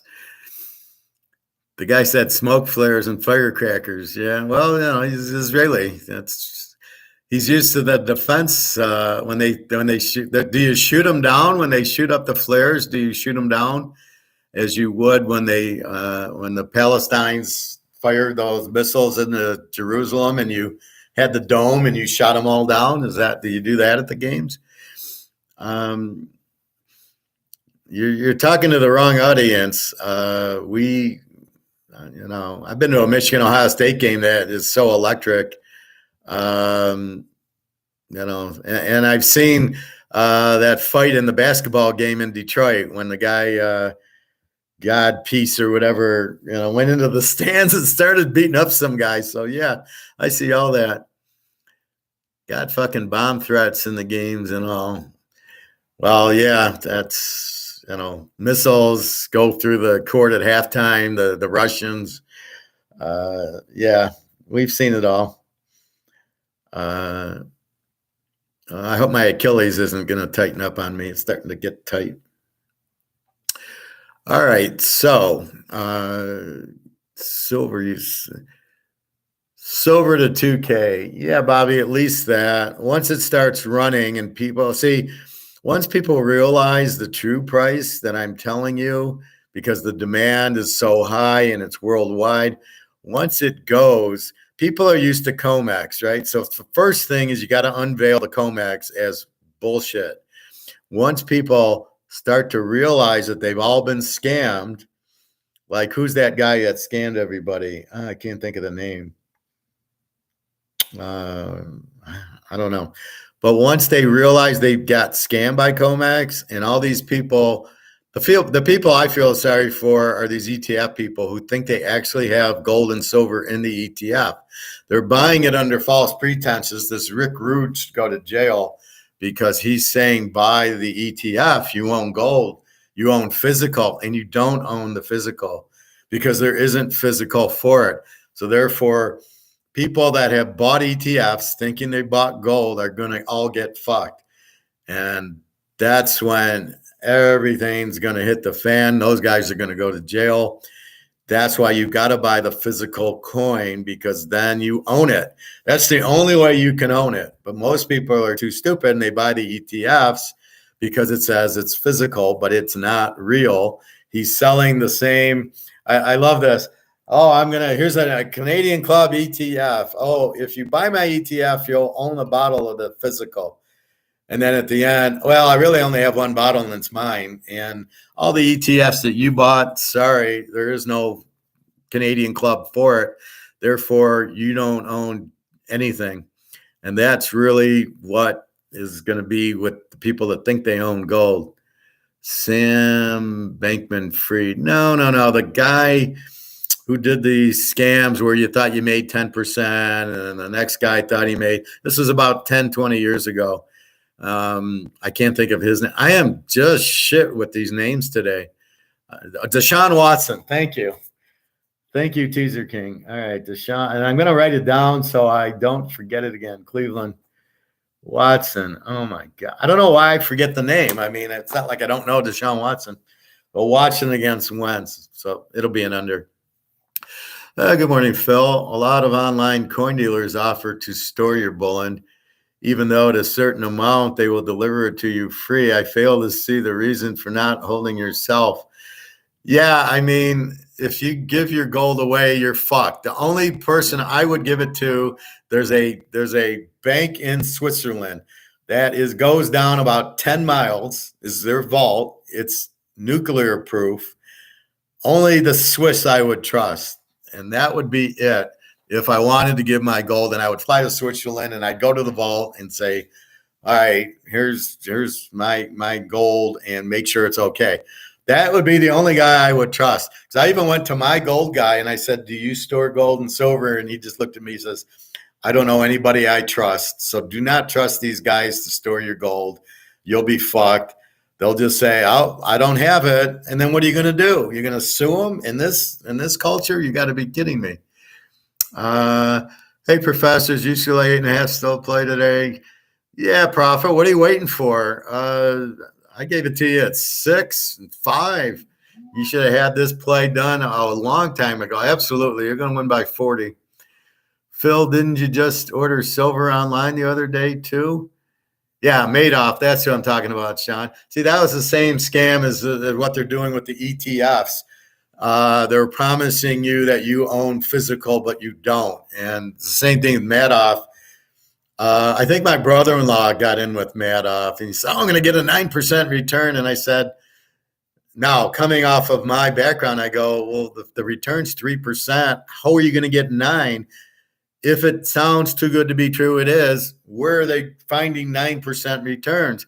Oh, I don't know. I guess they're buying shopping malls or something. I just looked at him like, you're fucked if you put money into it. I just laughed, and he lost it all, and I laughed again. Did you get it yet? I am still waiting on mine. Should be here by at least next week. My maples and kangaroos. Yes, Poppy. No, I just ordered it on Monday. Should arrive next week. I will never let those bastards hold my medals. I'll keep them in my bed with me. Well, and I think gold, I think what you do is you get a Cool Whip container and you put your gold in it and you put it in your freezer. Now, if I'm a thief, and I'm not, but if I was, but I'm the professor, so I think, would I ever go to a freezer and go to a Cool Whip container to look for gold and silver? No, never never in God's land would I do that. So you can have a safe, but I would put brass in it, and the gold and silver I would hide in other areas. But absolutely, Bobby, I wouldn't trust anybody with. Like I said, the only one I would trust is this bank in Switzerland that goes down 5 miles and is nuclear proof. That's about the only bank I would trust. The Swiss, they're gold, but nobody in the U.S. Do not keep your money in a safety deposit box. If you do that at a bank, the bank closes down. Sorry, you can't get to your safety deposit box. You cannot keep it there. The best place, if you want to keep it off sites, maybe you get a U-Haul locker and you keep it in there with the key, because they won't do anything with it. but the banks would close down. Any government agency will just close and you'll be fucked. So do not leave it there. I thought about maybe the casinos. If you get a safety deposit box at Caesars and you put some gold in, but the question is, can you hold it there for a year or only when you're staying there? But that would be it. Phil, he technically, if you sleep on silver, it could have medical benefits. It's a bit uncomfortable, though. Well, but if the medical benefits are good, it'd be worth it. Um, didn't isn't there like a copper or brass bracelet that's supposed to be beneficial to you? I never tried that, but I just do my incremental fasting. Um, well, guys, I hope you get your orders soon. Keep in mind they're probably on delay. That's the problem with ordering online. Now you enter stress into it. When am I going to get it? You're calling them going, did you send it? I think, Phil, you got a tracking number. So where the fuck is it? Bobby, where did you order yours from? Was it in Tampa? Was it in the U.S.? Was it out of the U.S.? I hope it's in the U.S. at least. But get a tracking number. But just be careful. That's why I go to the store. I give them the money. I drive home with the gold and silver. It's on the way, Professor. No worries. I've ordered many times from this. Okay, that's good, Phil. So, Bobby, you're in the U.S. I believe it boasts his restaurant. Okay. Well, so does the fasting does too. I ordered it from a site, yeah, in the U.S. or in England or where. Did they ship it and did they give you a number? Call them bullion or something like that. Did they have it and it's sent out, or are they waiting for the order? If they're waiting for the delivery, you're fucked. RM bullion, and did they have it and send it out? Otherwise, you might be waiting longer than you think. But I hope you got it. Anyway, so Bertie Madoff, what he did was said, I'm going to give you 9%, and somebody would give him money, and then the next person would give him money, and he would pay the first person with the second guy's money, and he'd say, oh, God, I got 9%. And it was word of mouth, and then it was just a pyramid scheme. And that's my contention with what's going on. It's not a pyramid scheme as much as it's just a scam. These ETFs saying, oh, you have gold and silver, and you really don't. And that's the problem. So if you're in ETFs expecting that you have physical gold, you're fucked. You don't have it. They don't have it. It's all gone. So buy the physical is all you can do. You cannot do that. I'm not sure what these IRAs are. I heard you can't take possession, so fuck that. I don't want an IRA. I just sell my IRA and buy the gold. That's all I do. RM or JM. I've used JM bullion many times. They're slow but reliable. Yeah, but what you're dealing with now, Bobby,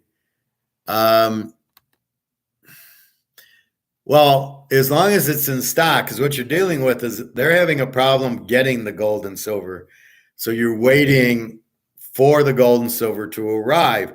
That's my point. So they might be fine delivering it in normal times. This is not normal times. Everybody and their mother's buying it. Every time I go to my coin store, I used to be the only guy in there. There'd be an old lady getting her watch fixed or something. Now there's 20 people buying my gold and silver.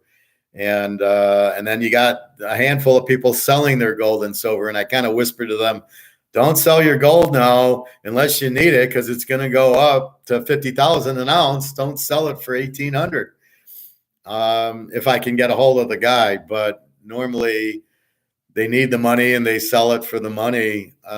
It's just what's happening in the world now. I hope I don't have to wait too long for fucking 6 coins. Well, did they say it's shipped yet? I mean, what did they tell you, Bobby? If they say it's shipped, that's fine. Like Phil's has been shipped. He's got the tracking number. So you need that tracking number. Holy shit. I hope I didn't order from the second rate bootleg version of JM Bullion. I might have ordered from the knockoff site. Be careful, Bobby. Well, follow up. Did they give you, has it shipped, and did you get a tracking number? That's the first thing. If it didn't ship, then I hope you didn't get fucked, but you got to be careful. But it does show how much demand's going on for gold and silver now, which is a good thing. People are starting to understand and wake up, and that's what'll happen. Phil said JM, and mine is the little brother RM. Well, you only ordered 6 silver coins. That's only what, $30? It's only $180, Bobby.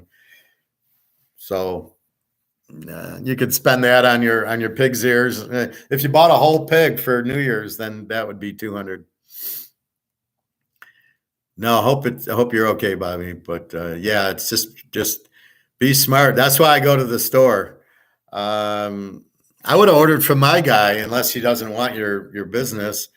Did you use debit or credit card for this, or like how are they accepting? Because I know at my store, some guy ordered like 10 ounces of gold on credit card, got the gold, and then disputed the charge and won the dispute. My guy will not take credit card unless it's like from me, where he knows me. He won't take it because of that. How the fuck the bank, even though he had receipts that he sent the gold and the guy got it, the guy disputed the charge. How the fuck does the guy win the dispute when he got the gold and my guy saying, look, we shipped the 10 ounces, so they will not take the credit card because one guy's disputing a charge. So keep that in mind. Well, let me know if you got a tracking slip, Bobby, and they've shipped it. So I assume you asked that question when you bought it. Do you have it, and when are you shipping it? And give me the tracking number, and then I would have followed up like Phil did with the tracking number. Wait a minute, I just checked my email, and it is the call JM Bullion. I had the wrong name. All right, well, this is what happens when you drink so early in the morning, Bobby. I've used AppMax, JM Bullion, Precious Metals, SD Bullion. Those I personally use and work fine. Those are the big ones, the JM Bullion. I prefer the my coin store. I like to give them the money and then not have a shipping charge and then walk out with my gold and silver. Yeah, you should be fine, Bobby. But do you have a tracking number is the question. Hopefully you do.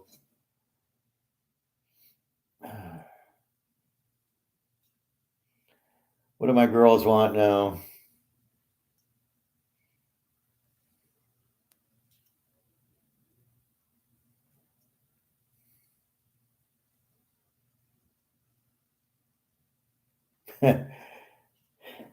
My friend in Romania, no matter how much I give her, is always asking for more money. So I cut her off.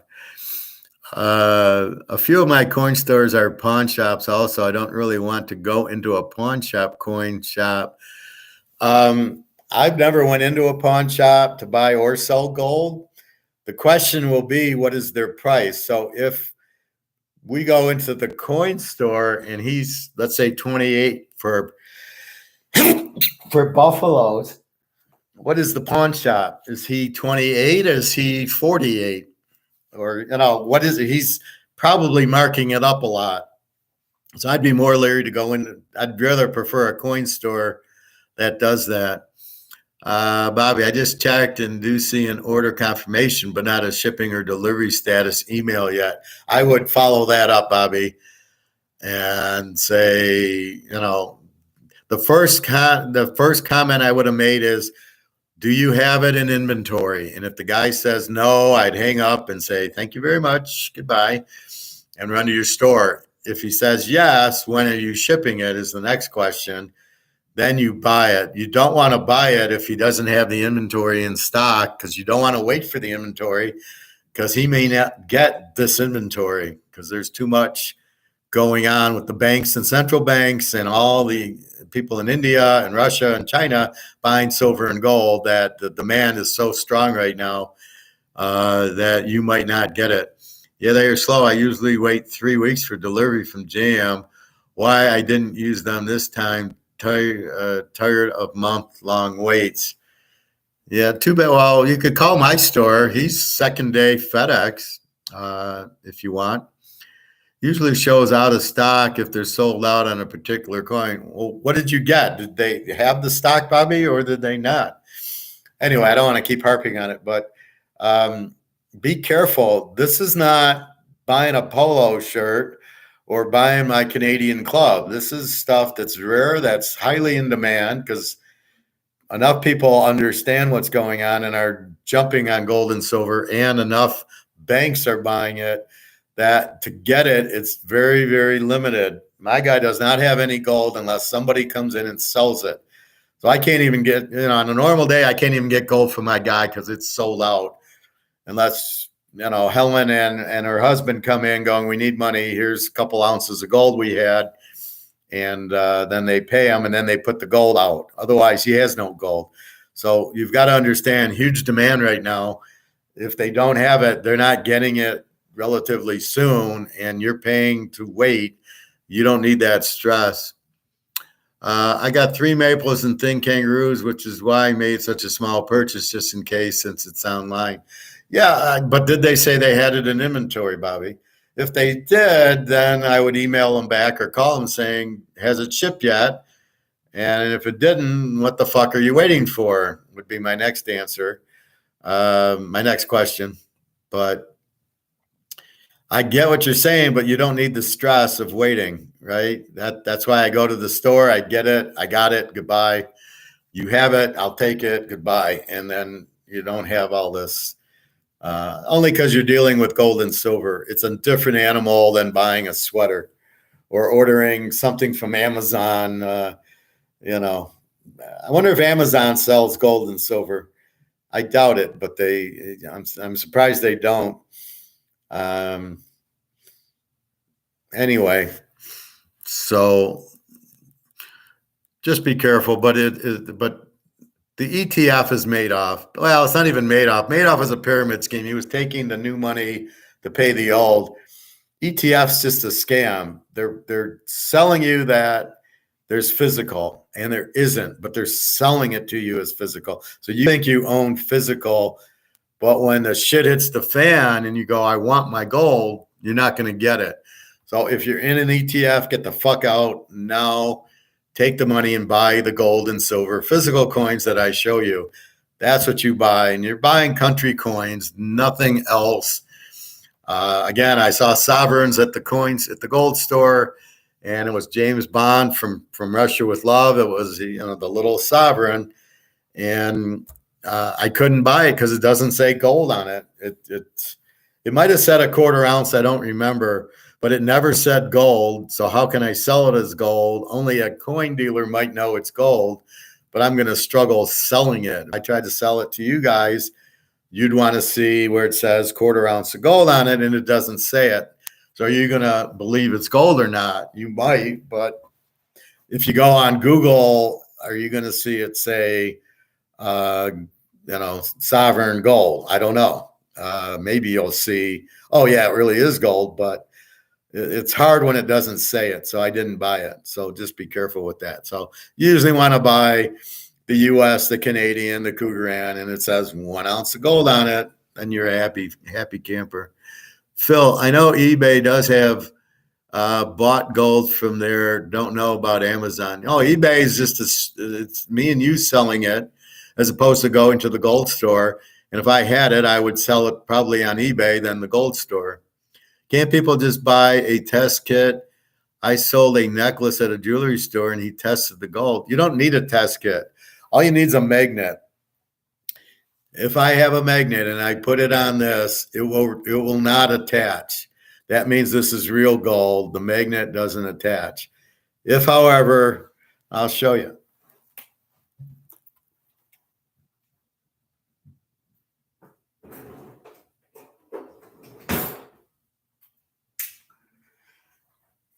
So this is my handy duty can opener magnet. So if I do this is not real gold. So if you go to the jewelry store and it sticks, it's not real gold. That's all you need. Now here's my test. See, it doesn't stick. So if it doesn't stick, this is real gold. See, so that's the difference. If this were to stick, this would not be real gold. But as you can see, it's real gold. It doesn't stick. This sticks. That's all you need is a magnet, and then you'll know if it's gold or not. So if you're going to buy gold jewelry, bring your can opener and just get a magnet and then just kind of nonchalantly put it. If it sticks, I'd walk out of the store. If it doesn't stick, then pretty much it's gold. You'd probably go to a better jeweler's store for better quality gold, but really you just want gold. Now this is 18 karat, meaning if gold's 2,000 an ounce, this is worth 3/4 of an ounce. I think this is 2 ounces, but that's how it's priced. It's not priced at, if it's 1,800 at 18 or 2,000. This is not 2,000. This is 3/4. So this would be 1,500, I think. So that's how the value is. So you're not getting an ounce. If you want an ounce, you buy the coins. That's the best way. The pic showed the silver 99. Yeah, well, the silver's 9. If it's a country silver, plastic would not stick either. Well, I think if it was gold, if they're pronouncing it gold, I think you could tell if it's plastic, but would they put plastic necklaces in? That's a hard one, Phil, but I think you'd see it as plastic. He tested it. It took about 10 seconds, and I was paid. Okay. Oh, shit, here comes the gold. Laugh out loud. Maybe, but I don't know how counterfeits have come a long way. Well, they counterfeit the coins and they're different color, right? It doesn't look gold. I showed you my maple leaf yesterday or the other day. And you can see how shiny it was. The counterfeits are from China, and you can just see they're not, the color looks wrong. Gold's very, very, it's gold. And, that's why you just stick to US or Canadian or Krugerrand, especially older ones. They're not going to be, and they're going to say 999 on it, 1 ounce of gold. They're probably not going to be counterfeit unless they just look really off. Like, boy, this color doesn't look right. Like this to me is gold, right? This looks gold, right? So if this was faded and looked kind of weird, then it probably is counterfeit. It just doesn't look gold. And that's what they do. They take gold, and I don't know. They're probably debasing it, and maybe 1/4 of it's gold, and they're calling it an ounce or something like that. But yeah, well, it's the Chinese mostly. Plastic would not stick either, Phil, but are you going to walk in with a plastic gold chain and say it's gold? I'm just saying, if you're buying, bring the magnet. And if it doesn't stick, then you're pretty good with it. Maybe, but I don't know how counterfeits have come a long way. I don't think counterfeit. If you go to my store, you're not going to worry about counterfeits. It's the guy in the street. It's the guy in Vegas who's sitting there with the water bottles between the Bellagio and Caesars that you'd worry about. Or the guy who's homeless selling gold coins in front of Caesars. Those are the guys I'd worry about. If you go into a reputable store, they're testing it. You're fine. You don't have to worry about that. But this tells you if it's, for sure, it tells you if it's fake. So if you put it up and it sticks, if you get this, it's fake, right? So that's the first key. So if you go into a jewelry store, a reputable one, and you do this and it sticks, you walk right out. However, if it doesn't stick, then maybe you have him test it. But pretty much, if it's a reputable store like a Tapper's, it's going to be real gold. It's not a huge concern of mine. These companies I deal with need a good reputation. Well, like my coin store, he says he sold over $1 million. I go, well, you're welcome, because I keep sending people there. But Yeah, I mean, he's reputable. Once he's reputable, and once the same thing. Once I give him my credit card and everything works, he trusts me. He's not going to screw me. And then I sent him a guy from work. He bought $100,000 worth of gold. Give him a check, cashier's check, $100,000. He bought 55 ounces of gold. That's the sad part. 1971 with the 100 grand. Of course, you wouldn't have had the 100 grand. It's all inflated money. So really, 100 grand doesn't buy. See, it only buys 55 ounces. At 35 an ounce, 55 ounces is what, 15,000. That shows you what inflation is. Something that should have taken you 15,000 to buy is taking you 100,000 to buy. Phil, it was one of the things Crip brothers used to rant about how you could get fake gold and not know, but they use many sales tactics. Crypto is not gold. They'll call it gold. I see. It was one of those things crypto brothers used to rant about how you could get fake gold and not know, but so they're trying to get you into crypto by saying, oh, the gold's fake and the silver's fake, but crypto's not. Yeah. What is crypto? It's who knows? Yeah, but that's so, you can buy jewelry. But keep in mind, are you going to pay the full, like if I bought this now, would I pay, I paid $500 for this in 95 and gold was $270 an ounce. And this was like my graduation present for getting my master's. And it was, I was going to buy the class ring, but the class ring wasn't gold and was $800 and this was $500. So I bought this, but I didn't get a full ounce, but it was real. I knew it was real gold. I bought it at Tapper's, a real reputable jewelry store. So that's okay. I don't know if it's an ounce or two. It's probably an ounce, but anyway, it's 3/4 of an ounce is what you're buying. So just keep that in mind. But jewelry should be safe, but just keep in mind it's not a full ounce. But the government will never go after real jewelry, and you can easily go to a coin store and sell it. He will give you 3/4 of an ounce for that. Roland, Silver Eagles are the best. Thumbs up. Well, the problem with Silver Eagles right now, I think they're $35 an ounce, where the Buffaloes are 28. The reason you buy the Buffalo is because the Buffalo Eagle, it's an ounce of gold, a silver. So you're buying an ounce of silver. You don't care if it's an eagle or not. Why pay more for it? When the shit hits the fan and it's 2,000 an ounce, you come in with the Buffalo, you're going to get the same 2,000 if you came in with the Eagle. Maybe you lose $10, but not a lot. And maybe you get, I don't think you'll have a problem with the demand because it says 1 ounce of fine silver, $9.99 on it. So I don't think anybody's going to question it's not silver.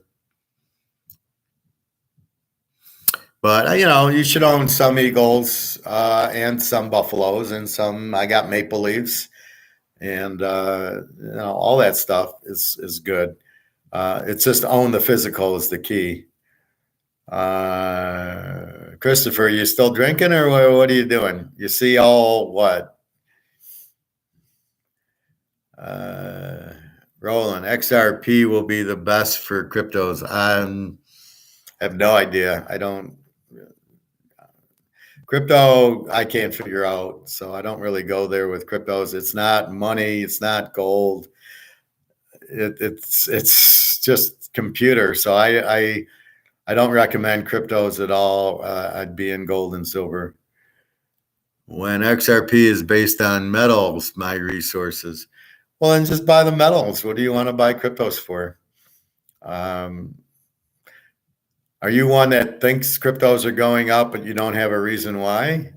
Anything is backed by gold and silver. Well, then just buy gold and silver. How do you get rid of your crypto? But I know how I get rid of my gold and silver. Phil, the NC State quarterback is brutal, overthrowing everyone. Don't know how quarterbacks can look so bad with guys wide open. Because Leary, their starter, is injured and it's been out, so the backup sucks. But I think I gave you the under in the game. NC State, Maryland. Yeah, it was under 47 to 53 is what I gave out. Bobby. Yes, if Eagles are in the high 30s, might as well buy Kangaroos because they look better and cost the same. Well, but we're in America, so you want if Eagles and Kangaroos are the same, you probably want the Eagles, but that's why the Kangaroos and the others are cheaper. Although the Buffaloes are a lot cheaper, is because um, theoretically the Buffalo isn't money; it's an ounce of silver. But in our situation, we don't care. We're just buying silver, not for money, but because the silver value will go up. Roland, not many cryptos. Phil, yeah, I just have NC State in a little tournament I had. I had to go off info from first week of December, so I'm stuck with it. I'm sorry. Yeah, Leary's been hurt. They're a good defensive team, but we'll see. And they're playing Maryland, so Maryland Tagliabue will give you 4 or 5 interceptions there, so you might be all right. Not many cryptos, Roland. Anything is backed by yeah. Well, cryptos are not. Again, they're not real. I must investing in XRP and silver, but thanks for the Buffalo coins. I don't know what XRP is. I get it's crypto, but I don't know what it means. All I know is the guy scammed like $17 million. The guy on Shark Tank, the bald guy. I never liked the Shark Tank people. I never thought they knew anything about business. I know Dell has this freaking clueless. So he stole all the money, and then that other guy stole all the money. So I don't know why you'd want to be in crypto. See, gold, you can't steal it. If I have the coin, I have the coin. Now, what can happen is JP Morgan keeping the price down until the price goes up, but you can't take my coin. In an ETF, they're fucking with you because they're telling you you have physical, but you don't. You're gonna get fucked by the ETF people. That's another thing that you got to be careful about, and that's what I'm saying. So be careful with that. But crypto, these guys are stealing all this money where you think you have these coins. That's why I only want things I can touch and hold. Art, my Mickey Mantle card, my gold and silver, my Montana rookie. That's the only thing I want is things I can hold because you can't steal them from me. You can keep the price suppressed, but eventually it will go to where it belongs. And that's what we're waiting for. Well, the FTX was a scam. Apparently, I don't know how it worked, but yes, it was. Thanks for the Buffalo coins. You're welcome. You want to hold real silver and gold. Silver is so undervalued. It's by far the best investment you'll ever have in your life. I thought it didn't matter, Professor. Well, it doesn't because we're buying an ounce of silver. If you're talking buffaloes, now the Eagles actually $1. It's actually money because it says it's worth $1, but you don't want $1 for it. You paid 35, so you want the silver price. So it doesn't matter for what we're doing. You're buying the ounce of silver. You're not buying it, but legally, the Eagle is the money. The Buffalo is not. But we don't care about it because you're going to get $1 for. You want $1 for your silver that you paid 35 for? Well, the FTX was a scam. Yeah, it's a shame. I don't know if people lost their value or this guy went to jail, but this is the problem. It's a bunch of scammers going on. Phil, Tag has not played for Maryland all game. Rumors he was injured in practice. He is suited up, but has not thrown a pass yet. Well, I would imagine the score is 0-0 then because Tag, he throws a lot of interceptions against good teams, but I know North Carolina State's got a really good defense, so I would think this probably is going to be a low-scoring game.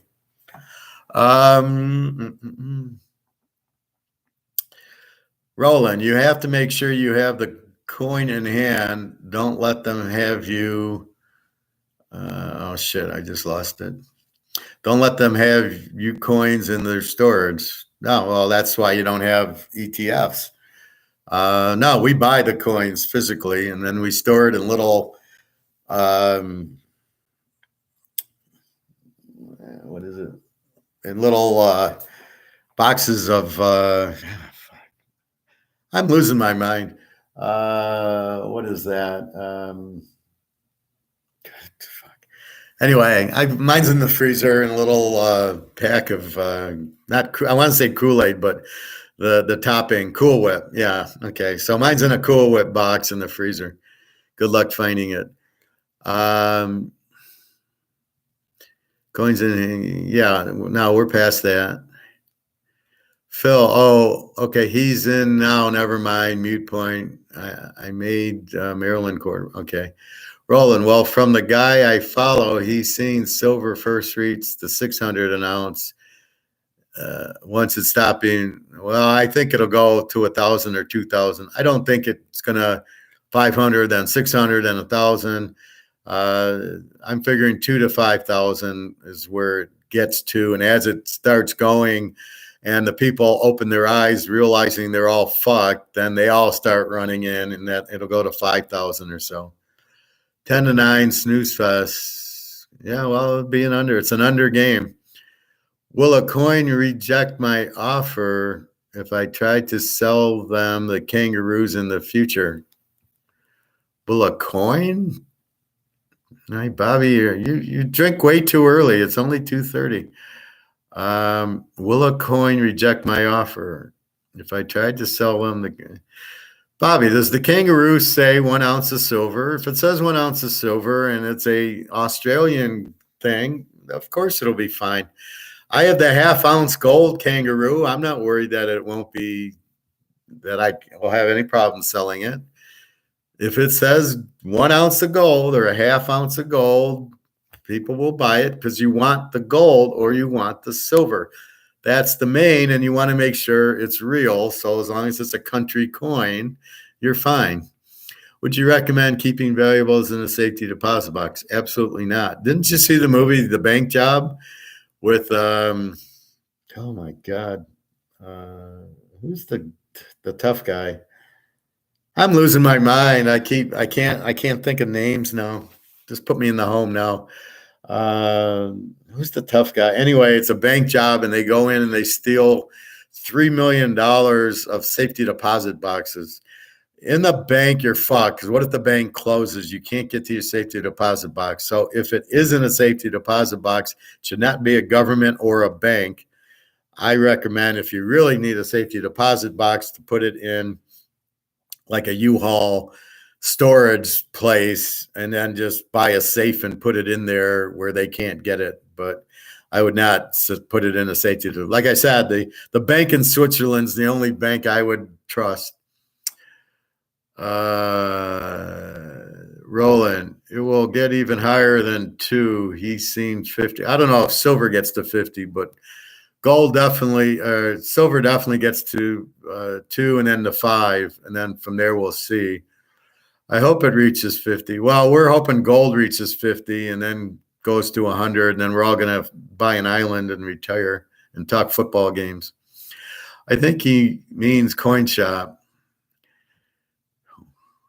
Well, with Bobby, you never know. He gets drunk so early now. Yeah, I think so. I think he's worried, but you can sell it on eBay. You don't have to worry about it because it's certainly, as long as it says an ounce of gold, Australia, I mean, nobody's going to worry about it. Yeah, Jason Strahan. God, why did I forget that? I hate that. I can picture the guy. It's like the guy. It's like Deshaun Watson. I seen him 1,000 times, and yet all of a sudden, if my mind's over here and then I got to come back, I can't. It's not coming with. Yeah, Jason Strahan. If you see, that's a great movie. But if you see it, that's what they do. They go and they steal all the safety deposit boxes for MI6. Daniel Mays was also in that movie. Which character was Daniel Mays, and who is Daniel Mays? I like the woman. She was very pretty. I never heard of her, but she was very pretty. But I don't know who Daniel Mays is. But yeah, I just watched that movie, and it's a very clever. I like how smart he is, and it just shows you like MI6. That's one of the things I didn't get. Like the police go into the shop, like, okay, dudes, you're MI6. You go to the policeman, you say, I'm MI6. We got it covered. And I didn't know why. Look, he's stealing it for you. What the fuck? You should be backing him up, not letting these guys get killed. Can you insure any gold or silver purchase? So you want to, I saw that in the theaters.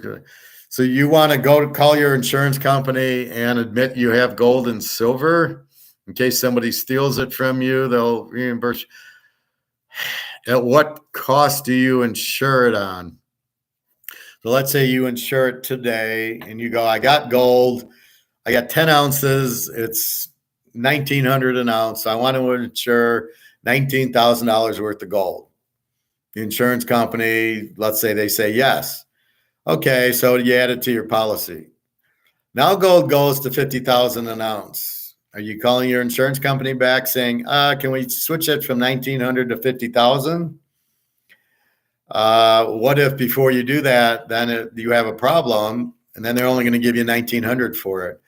I know you would insure a Picasso and diamonds and jewelry. So I know I can insure my baseball cards, but I don't. I know you can, but then you're risking the fact that they know you have gold and silver. And I don't know if you want to do that. I think you're better off with a safe and a Cool Whip in your freezer, or off-site in a U-Haul storage or a storage place or something. I don't know. I don't think anybody's, if you put it in a Cool Whip in your freezer and some guy comes to rob you, I don't think he's going to look in your freezer and your Cool Whip container for gold. And he's got to be in and out pretty quickly. So he's going to go to the bedroom and look for a safe. So I have a safe, but I don't have any gold and silver in it. It's all in different places and very smart locations, things that will not be used, that nobody's going to look at. And again, keep in mind, people who are going to rob you are in and out. They're not spending the day going through your whole house or apartment.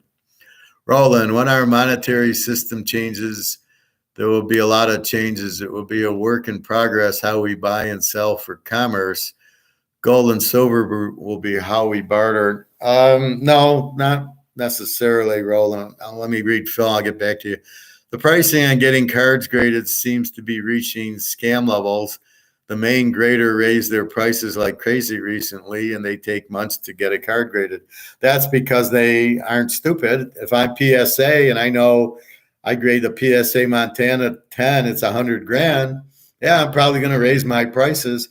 But then what's happened is I haven't hired enough people. So now the demand to get my cards graded, because now I get a bigger value, is way up. So I don't blame the guy for raising, because he doesn't have competition. You've got to get the card graded by PSA. That's so the competition to get a Beckett or to get these other graders, nobody wants to go there, because even if I get a Beckett 10, it's not the same. My Montana won't be 100 grand if it's PSA 10. So that's what the problem is. So there's no substitute. And because he probably doesn't have as many people to know how to grade, that's why it's taking long. So basically, the demand for the cards are up here because people know they're worth a lot more PSA 10. And then the supply is like here of people doing it. And the price, of course, goes up to meet demand. So that's all they're doing, which makes perfect sense to me. Roland, when our monetary system changes, there will be a lot of changes. It will be a work in progress, how we buy and sell commerce. Gold and silver will be how we barter. No, gold and silver will be money. And the problem is making change. So when you go buy a Mercedes with an ounce of gold, you pretty much give them the ounce of gold. You can call it barter, but then this is barter. If you want to go there, you give them money for dinner, right? the new system will be a new dollar. It will not be a digital currency. It'll be this. So they're going to come out with a new one of this. You're going to give them 100 of these, and you're going to get 50 of the new currency. Now they're going to have to change the price of the meat. Now the steaks are $10 with this currency, will be $5 with the new currency. So everything has to adjust, which, yes, I agree, will take time. But there will not be a digital currency. And gold and silver is money. But the problem is making change. Nobody's set up to make change for it. This isn't the Roman Empire yet, so they won't. Bobby, I'm starting to regret ordering those maples and kangaroo now. Why? You'll get them, but the key is, do they have them in stock? Would have been my question. And it sounds like you didn't ask that. And now you're waiting on it. And I don't want you to stress over it. So I would call them up saying, when is my stuff shipping, and give me the shipping number. And then if it's soon, fine. If it's going to take a while, you might want to cancel the order, or just, it's only it's only a few $100s. Just wait for it. Because you've already got it locked in at your $28 or whatever you paid for it. Roland, well, then let me ask you then your thoughts on NFT and talking about cards. What is NFT? And what would you like to know about cards? So just clarify that, please. I need to stack up Eagles and Buffaloes now. Just stack silver and gold, Bobby. You know what to do. Phil, that's the scam. You cannot at all tell the difference between 9s and 10s. Well, I've had some 9s that were not PSAs. I had a Derek Jeter rookie 9 that I had bought in a show in 1995. But it wasn't PSA, and I know the PSA sells for more. So I cracked it open. If you take like players and you crack on the corners, you can open up the plastic and take it out. And I looked at it and I go, I don't know what's wrong with this card. This card looks like a 10 to me, and looks like a 10 to me. So I agree with you. If I was a grader and I saw a Joe Montana rookie card, I would grade it 10, keep it, find a 9, and give the guy the 9 back. That's my thought on the graders is, am I going to get my Montana rookie that's a 10 back, or are they going to keep it because it's worth $100,000 and the incentive is the guy keeps it? Roland, rainbow currency. What the hell is that? Is that what you're talking with an NTF?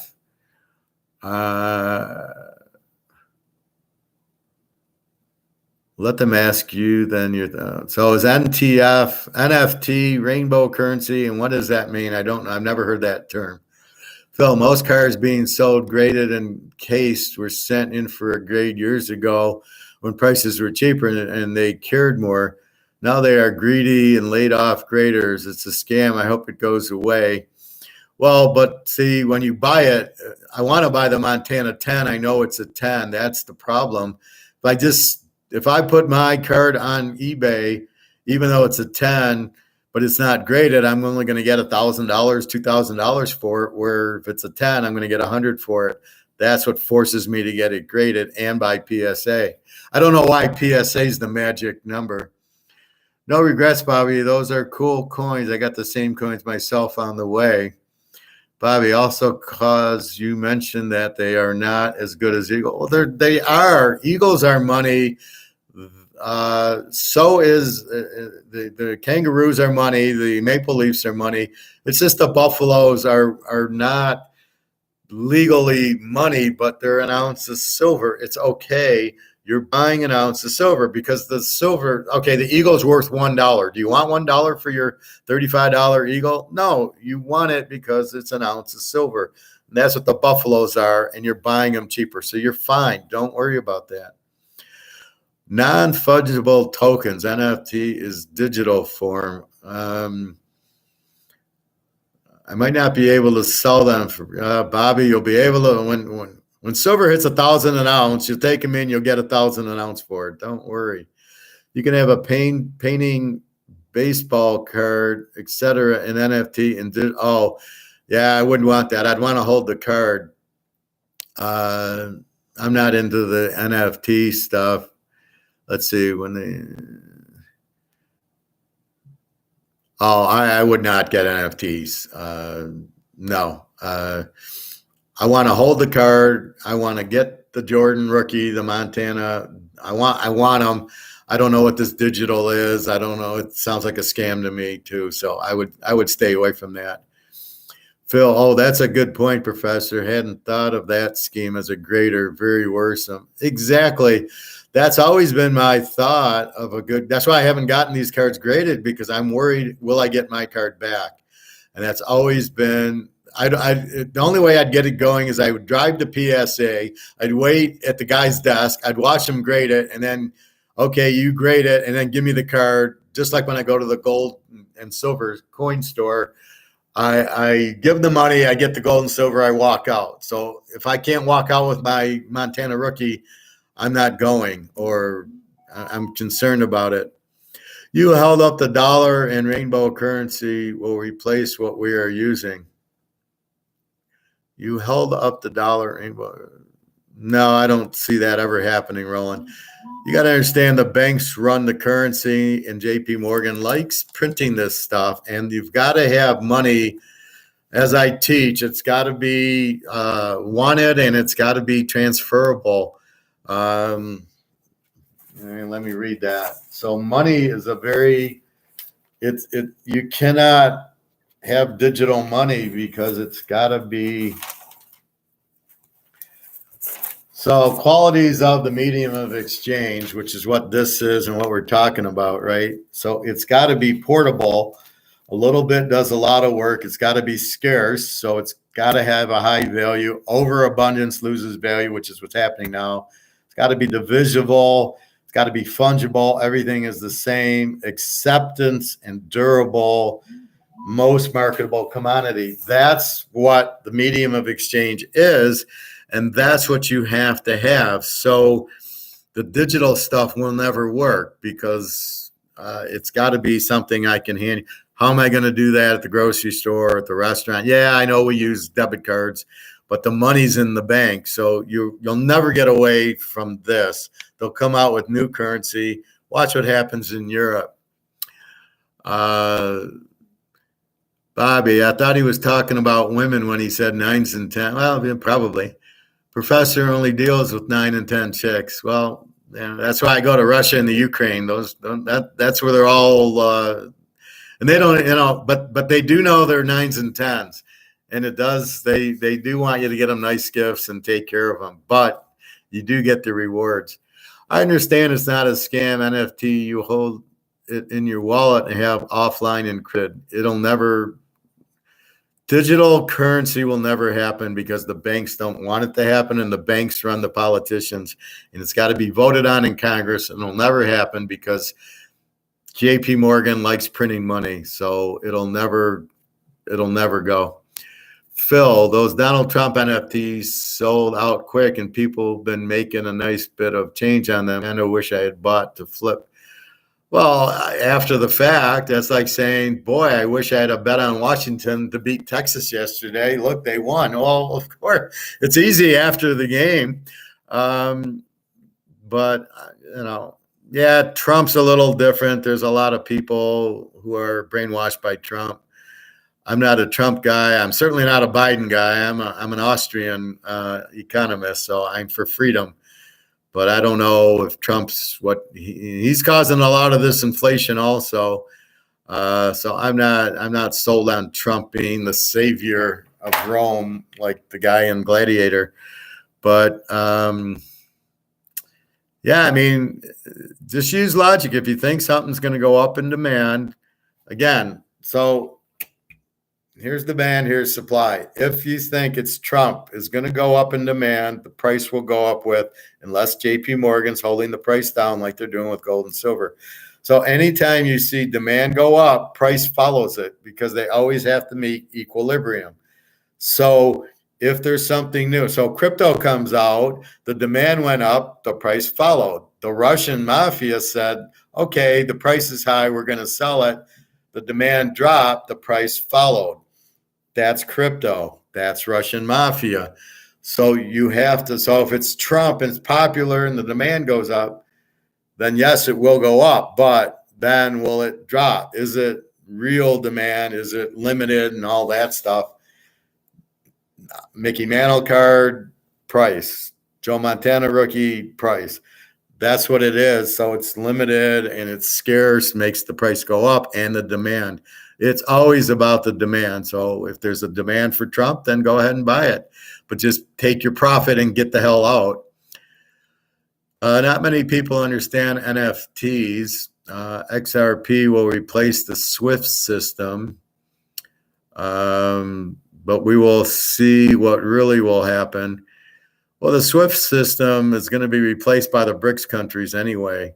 There ain't going to be a whole SWIFT. There's not going to be any countries left to go in the SWIFT system. 55 countries are in BRICS right now. And now I don't know how you trust Russia and China anymore and you trust the U.S., but it's just a banking system. I don't know that XRP will replace it. I don't think you can get rid of, you're not going to get rid of the euro in that. You're going to replace it with different, watch what happens in Europe with the euro, right? Europe's going bankrupt.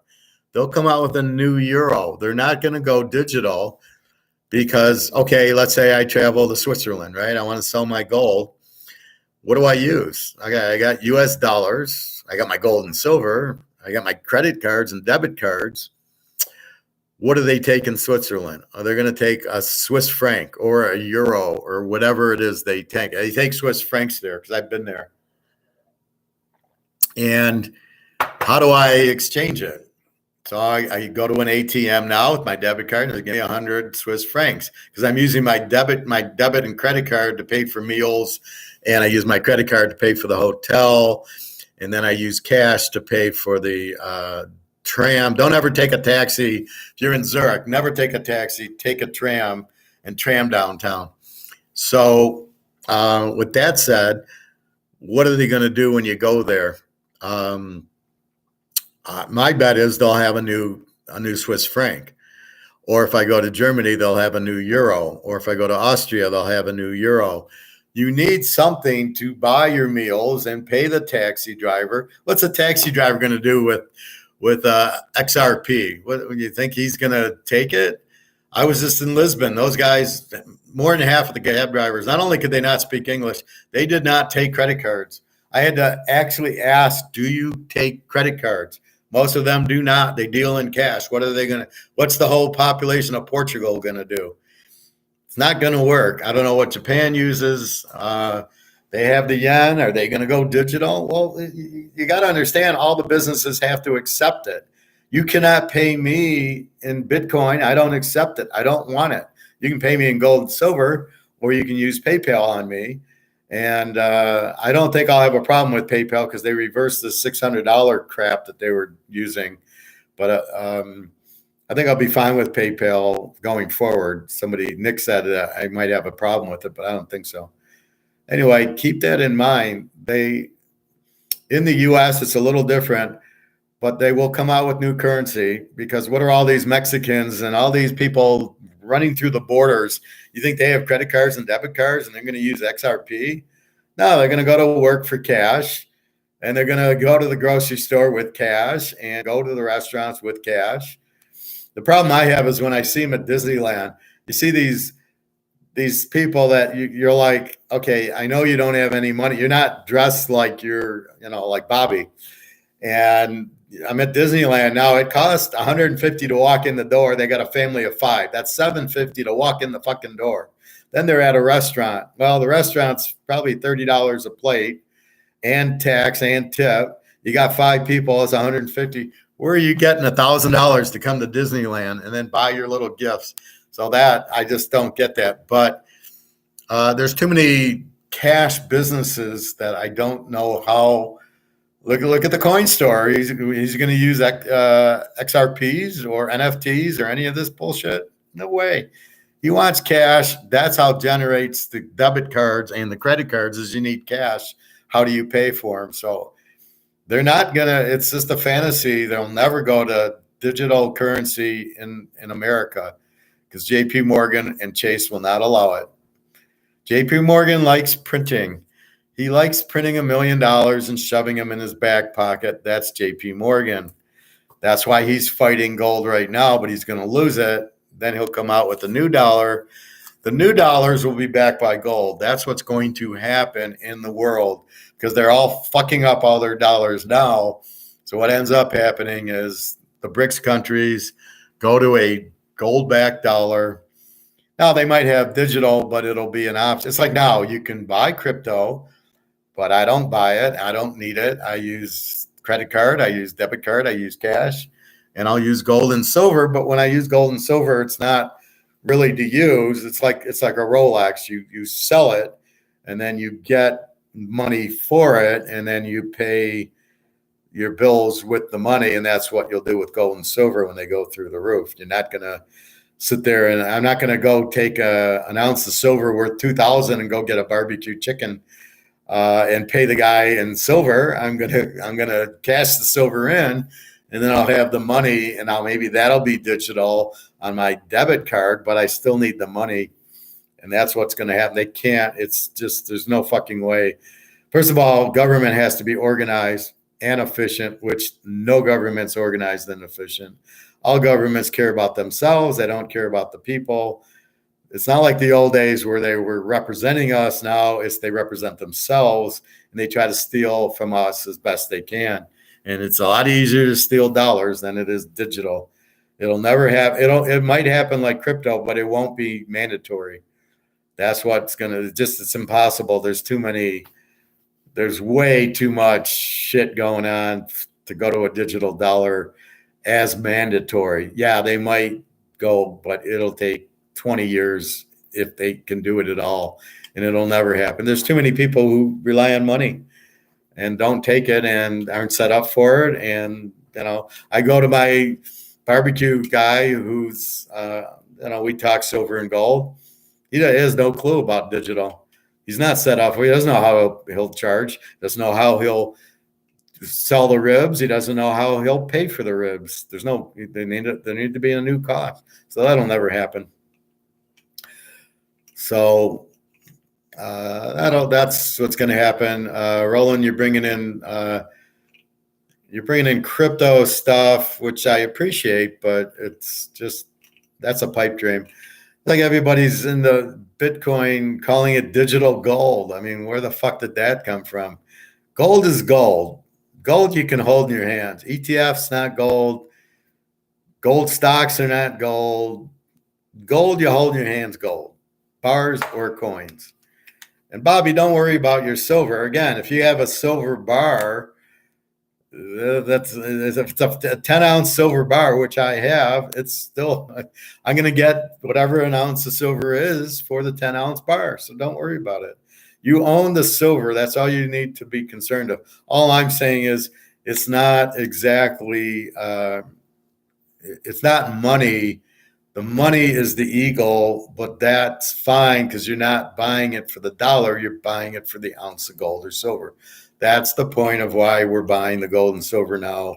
And we're buying it. All you're doing is you're buying it as cheap as possible, which is very smart. That doesn't mean anything. But the fact it's just not money doesn't mean anything because you don't want it to be worth $1. You're buying the ounce of silver. And when it goes to 2,000 an ounce, they're going to give you 2,000 if it's a buffalo or if it's a eagle. You're just being smart by buying it cheaper.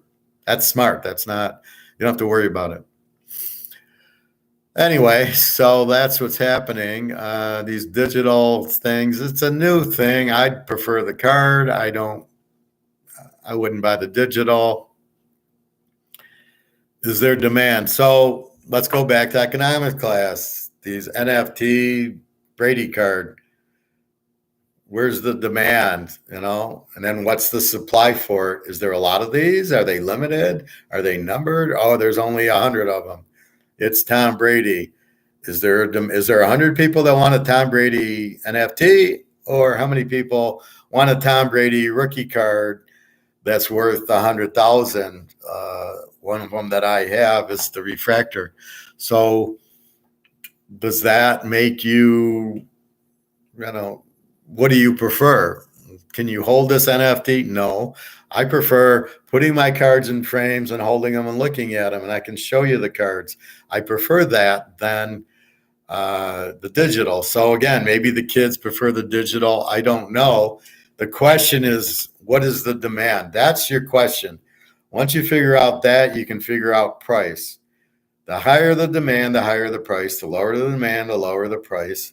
As the demand fails here, the price is dropping. And as the BRICS come out with a currency backed by gold, the demand for that currency backed by gold is going to go to here. The demand for dollars is dropping as nobody wants it. China and Japan just sold all their bonds. They don't want it. If nobody wants this goes to zero, which makes gold and silver go past the roof to the second roof. But it's just simple economics. What is the demand, and that dictates the price. But we're saying gold price is not where gold demand is, and that's what needs to happen. And how long does J.P. Morgan keep that? And that's really the whole question. Phil, going to digital and having a black market are not exclusive. You can have both easily. Well, if they did, that's exactly what happened. If you went to digital, you didn't have dollars, you would have a black market in dollars, you'd have a black market in gold and silver. They don't want a black market in gold and silver. That's the problem. That's why it won't go. That's why you won't have digital. Yeah, you can have both. And, look at Russia. It's all black market, right? So that's why it's so corrupt there. But that's what happens when you have corrupt communism. You have black markets because they tax you high and they don't know how to value the good. Once you have central planning, socialism, communism, and the market is not dictated by us, it's dictated by the government, everybody's fucked because they don't know what to price things at.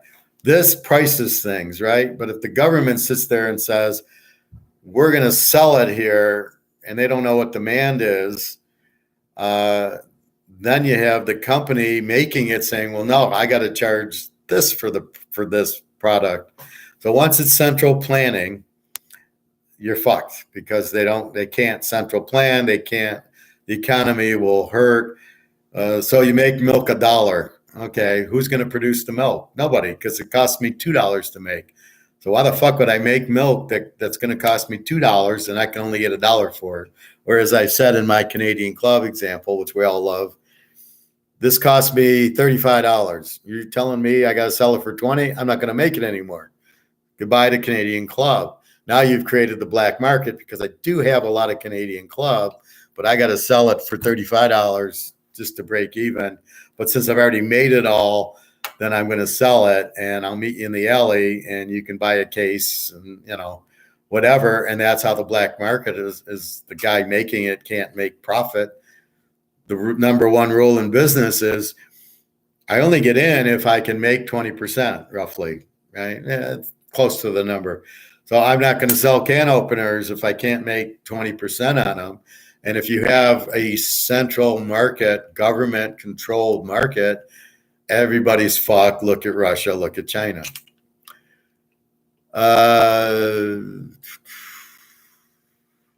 Bobby, is that a good whiskey, Professor? It's the best. It's Canadian Club and it's 12-year. Now, it was 12-year when I bought it in 1995. So let's add 30. It's aged 42 years now. It's very good. Now, I'm biased because I work there and I love the company. And that's the only whiskey I will drink is Canadian Club because they're loyal to me. I'm loyal to them. But that's it. I know you don't drink more, but was it good when you did have it? Yeah, it's very good. And it's hard. It's so sweet. It's really hard to get a taste of like, what does whiskey taste like? I do know this. When you do drink whiskey, you're supposed to put 3 ice cubes in it. That's it. No water. And let the ice cubes melt. And then the water melting with the whiskey is the proper way to drink whiskey. That I do know is a fact. I saw that at a Dewar's presentation. Dewar's is Scotch whiskey. And that's how you drink Dewar's. 3 ice cubes, no water, let them melt, and then you drink it, and it tastes really good that way. So you do need to neutralize it with some water if you drink whiskey. Most liquor you need, it's so sweet that you do need to neutralize it with some other. Don't put Coke in it because that's even sweeter. So you probably want Diet Coke, or that's why you put in club soda or something like that, where it's not as sweet, but you do want that. Interesting. I didn't know of the proper way to drink whiskey. Well, there you go. Yes, I worked at a whiskey company. Worked at Hiram Walker, and we sold many brands. And they had the marketing team would have presentations, and that's how they taught us. You put 3 ice cubes in it. That's it. You don't put Coke in it. 3 ice cubes, and let them melt, or at least a little bit, and then off you go. And it tastes a lot. It really does taste better because it's neutral. There's water mixed in with it because it's just too potent. It's so sweet because it ferments. It's corn and potatoes fermenting, and then they add whatever flavoring. That's what you're drinking. And all these alcohols are just fermented corn or wheat or potatoes or barley, and it's so sweet. Or wine, it's just grapes fermented, and it's all so sweet. And it's just the different grapes make the different wines, but it's so hard to, it's so hard to drink it because it's so potent, way too much sugar. Phil, I usually just take a shot and chase with Coke, but I guess I'm just a frat boy or something. Yeah, that's one way to do it. Try 3 ice cubes, and then if you want to shoot it, or maybe in a shot glass, maybe 1 ice cube. In a normal glass, 3 ice cubes. Bobby, the professor might need to crack that bottle open if you silly don't take care of business. No, this bottle is never going to get opened by me. Hit and me both if UCLA don't cover the 7 I got, Bobby. UCLA's going to win by 40, boys. Stop worrying. It's like Bobby worrying about the silver buffaloes. Like, Bobby, don't worry. It's silver. I showed you the 10-ounce silver that I have. It's the same thing. It's 10 ounces of silver. It's not money, but it's silver, and silver is going to be worth it. So don't worry. You're buying gold and silver. You're buying countries because it says they make it. It says 1 ounce of gold, $9.99. That's what you're buying. The fact if it's money or not, now all the gold is money, but the silver you can buy rounds and it's fine. You're buying the ounce of silver. That's all you're doing. I am super paranoid now about my kangaroo and maples not being worth. Bobby, please. You're owning the ounce of silver, Bobby. I just come on. I don't know. You're stronger than this, Bobby. You had to hit against Nolan Ryan, so I don't want to hear this. Or whoever was in it, Tom Seaver, and who'd you hit against? Greg Maddox and Glavin and Smoltz and those guys. So come on, you can do it, Bobby. You're all right.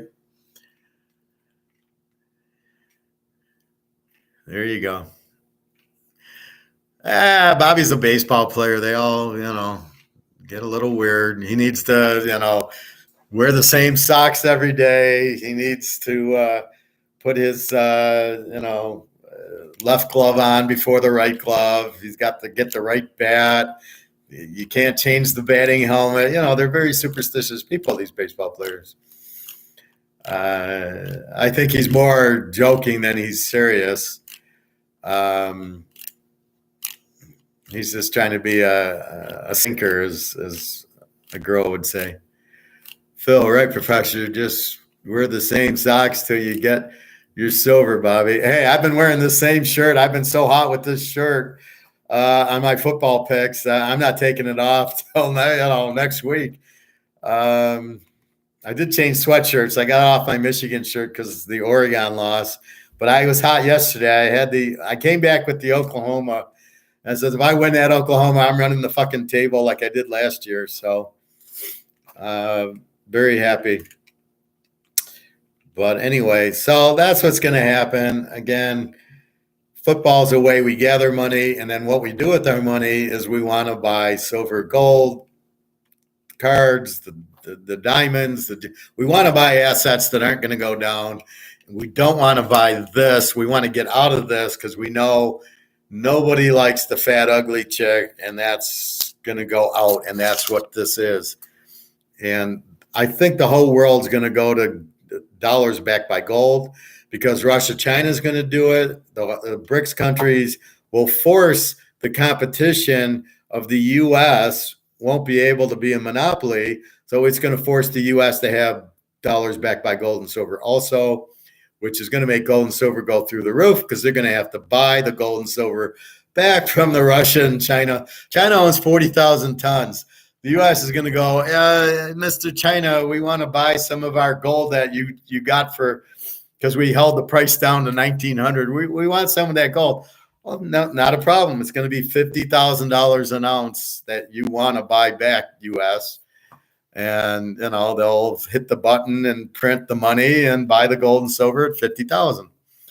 That's how stupid the U.S. is. To not believe in gold, that's the problem with Keynesians and the crypto crowd. They don't get it. They don't get gold and silver is king. It's the gold standard for a reason. The fucking Romans did it for a reason. You want to fuck with anybody, you go fuck with the Romans. What did Hitler do? He stole all the gold. Well, why did he steal the gold? We know Hitler was out of his mind, but when it comes to being smart, he bought gold. Putin, what did he do? Putin owns 15,000 tons of gold. The communists in China own 40,000. Well, if gold is such a stupid thing, why are all these people buying it? Apparently, they know that it's what it's worth, and that's why they own so much of it. As much as Putin must be nuts, he's smart enough to buy gold, as was Hitler, as was Stalin, as was all these people are smart enough, except for the U.S. We got our heads up our ass. We got Joe Biden, who doesn't know what gold is. But everybody else, even J.P. Morgan, I'm sure in their vaults have a lot of gold and silver they don't talk about. The government doesn't have any. It's probably been pilfered by the politicians selling it all to China.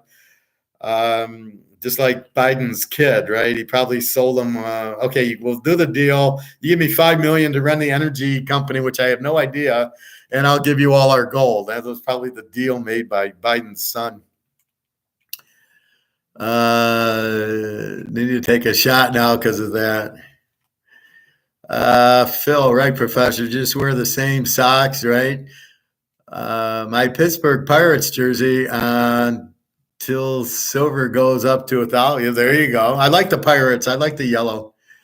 Profit. If I had 10 grand to invest, Professor, would you recommend buying gold and silver? I would put 5 in gold and 5 in silver because silver is so cheap, but I do want some in gold because gold, the difference is if you have 10 grand, you can buy 5 ounces of gold at 1,900 an ounce. That's the problem with gold. So you're going to buy 3 ounces is going to cost you 6 grand. And then you can buy with 4 grand a bunch of silver. That's what I would do. Because silver's so cheap at 28 going up to 2,000, but silver's not going to go. Maybe it goes to 5. Gold's going to 50. So you do want some gold. Gold's going to buy your house or your Mercedes. Silver's going to buy all the little stuff and pay your bills. And it's easier to turn in, and it's not as much notice of you getting a $5,000 for an ounce of silver as you getting $50,000 for an ounce of gold. So definitely diversify it. Does Putin have silver? Hell yes. Biden doesn't know what day it is. Putin, they all have gold and silver. All the central banks tell you about their gold because that's real money, but so is silver. And they are stockpiling silver as much as they stockpile gold, but gold's a better headline. Literally, he gets lost on his way to the microphone. He gets lost after the microphone when he walks left, then he walks right. He goes to shake a hand. Nobody's there. This guy's not, I heard he's a double. I heard he's not really Biden, but this guy's an idiot. what's he doing as the leader. I love how they call it the leader of the free world. If you think this is a free world and you think this guy's the leader, you're fucking on drugs anyway. But America, we're going out because Biden's paid by the Chinese and the Chinese want us out, but the Chinese can never be the lead. They don't have any natural resources. So China is not going to take over either. I don't think anybody takes over. I think all these BRICS countries have the dollar backed by gold. That's what takes over. There doesn't need to be a lead currency. You have it. It's gold. Gold is the lead currency. The problem is all the mafias in all these countries want to print the dollar. And so the dollar is made so the mafias can have it because there's only so much gold. Don't kid yourself. Who do you think runs the banks? Don Corleone runs the banks. Even though it's JP Morgan, who do you think is giving JP Morgan the order? It's Don Corleone or Michael Corleone. I guarantee it. Phil, literally, he gets out. He gets lost on his way to the micro. He doesn't even know what he's talking about. Yeah, he had major plastic surgery, or it's an actor. I heard it's an actor because I heard the ears are different. And your ears never change, but I heard his ears are different than what they used to be. I don't know, but this guy, I mean, you can tell he has no clue what he's doing. And you can tell the Chinese are running this country. I mean, that's obvious. With all, let's ruin the currency. Who the fuck comes in? I'm going to lead the country. I'm going to be the president. And the first thing I'm going to do is ruin the currency. That's the first thing I'm going to do. And once I ruin the currency, then the jobs are gone. And then I have power and control over everybody. Who thinks like that here? Nobody. The Chinese communists think like that. The Russian communists think like that. They want power and control over their people. That's what they do because that's why Putin's been in charge for so many years. And that's why he owns all the gold. Because even if he fucks up the ruble, he doesn't care. He's got all this gold. Even though everybody's poor in the country, he doesn't care about them. He cares about anything in China. Even though they have this huge housing crisis. Do you know why China has all their money in housing? They don't trust the government to have a stock market that works. So there is no money in stocks in China because they don't trust the government. And they've shut the banks down. Well, what do you think is coming here? I don't know if they'll shut the banks down, if they'll let them, but there's going to be banking problems here. There's going to be money problems here. It's the control. That's why you own the gold and silver, is to stay out of their way and not be controlled. Sean, his eyes seem to change color, sometimes brown, sometimes blue. I never heard of brown to blue. I've heard of blue to green. My kid's got blue eyes that go green. Carmen's got blue and green eyes. Sometimes her eyes will be blue, sometimes green. She's my friend in Romania. I've never heard him go from brown to blue, though. I've only blue and green, blue to green and back, but brown's always brown. Yeah, he could be an alien. I absolutely believe in aliens. I believe we're the aliens. Where did we all come from, and why are we all so different and different colors and things like that? We all got to be from different planets and aliens, and there's no question in my mind we're the aliens. It's too many UFOs, too much bullshit, chaos. There's no, and where do we come from? We just hatched out of an egg. I mean, come on. So I believe we're the aliens, and it's crazy. But anyway, that's what I think's happening. And you're only out gold and silver. Even the mantle cards, that'll buy you money, so that'll help you. Yeah, black market, absolutely. Yeah, thanks, Sean. Yeah. If you use logic, where did we come from? And why are we so different? Why is there black and white and Oriental? Why wouldn't it just be all black or all white or all Oriental? Why are we different? The only explanation is because we're come from different planets. The black planet, the white planet, the Oriental planet. That's the only thing that makes any sense to me. And I'm very logical and a problem solver. So, and too many UFOs. But and too much UFO sightings, right? That people can't explain. And the government just, I love how the government tries to quietly, well, Lee Harvey Oswald killed Kennedy. Now, Jesse the Body Ventura did a thing on that. He's a marksman Marine, right? And he's like, I could not load and reload and pull the trigger and shoot 3 shots from 3 different angles quick enough to do it. And I'm a marksman, right? So Lee Harvey Oswald was not a marksman. And the fact that bullets came from different directions. Yeah, but it was Lee Harvey. It was, no, it was the CIA. We all know that. We didn't go to the moon, and 9/11 was a gold robbery.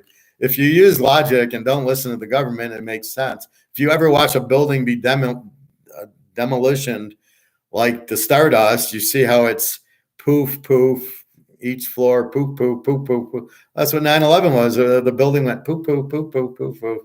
So if you see that, you can see it's a demolition. And then the excuse, well, it was the oil from the jet engine. Yeah, right. First of all, the plane wouldn't even have crashed in. It would have, the tip would have hit, the rest would have fallen down. It would not have gone through the building. That's fantasy land. I liked Ventura until he started berating people who didn't take the shot. Oh, that was not a good look. He wanted it legally mandated. I didn't think he'd want the shot. I thought he'd be against the government telling us what to do. He really wanted it mandated that you had to get the shot. Jesse, that doesn't make sense. He was always more capitalist. So you think Lee Harvey was not really on the 6th floor, what, of 9/11? So you think Lee Harvey demolished in the 9/11 stuff? I don't know if he was on the floor. He definitely could not have pulled the trigger and shot 3 shots in the amount of time and had the shots going in a different direction. There's no fucking way. Now, he might have been there, but if I just killed the president, I'm probably not going to the movies, sitting in a movie because I don't know what happened. I mean, there's no way he did. That would suck because I was just at the site in Dallas last month and thought I was standing on history. Well, you might have been standing on history, but it was a different history. But would you think he wouldn't want it, but he was 100% pro-shot? There's no way Jesse would be 100% pro-shot because he knows it kills you. The intention of the shot was to kill us. That was why they did the vaccine, and that's why you took 2 ounces. It killed your immune system. I had to do a 5-day fast to get my immune system back. That was what they did on purpose to kill us. They're trying to kill us. That's what this whole reset is. That's what this whole food thing is. That's what this whole currency is. That's why the heating bills in Europe are through the roof. I don't think they're here yet, but there's too much. They think there's too many people on the planet, and they're trying to eliminate a lot of people. And if you don't have money, you're going to die because you can't afford to eat or food or heat. That's what this is all about. So Jesse, I can't imagine he was 100%. This doesn't sound like Jesse. Gunshots that killed JFK came from that front right. Oswald was shooting from 6 blocks behind JFK.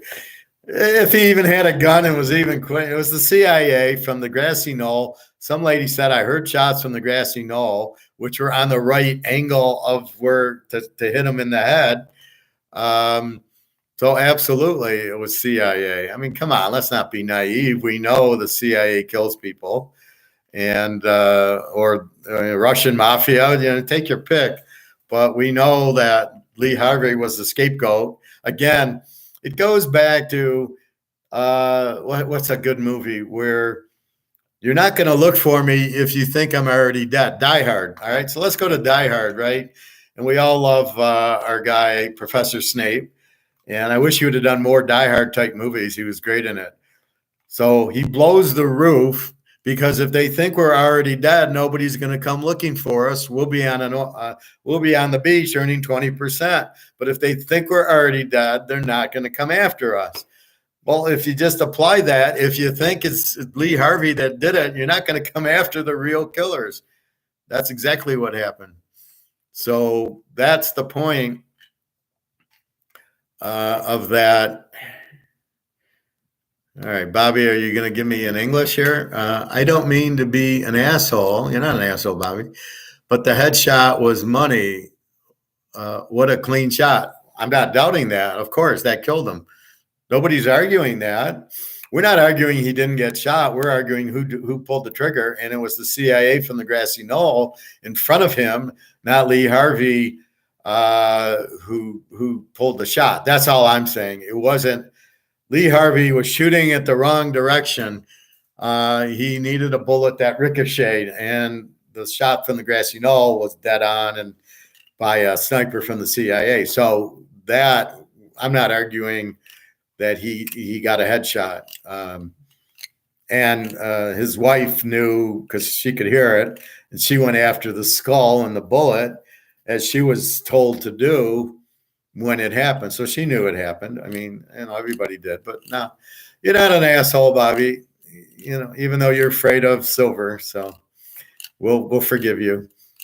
But that happens all the time. These government in that movie, The Bank Job, that we were just talking about with Jason Strahan, the black guy who killed the CIA or the MI6 girl, his files sealed for like 50 years, right? Till 2050.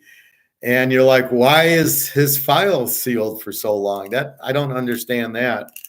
But just look at a lot of the stuff that gets sealed. Why does it get sealed?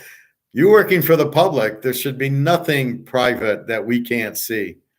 And yet there's a lot that we don't know about, or, we don't want to panic the public. Just like 9/11. Oh, where was the F-18s or F-14s when the second plane was coming over?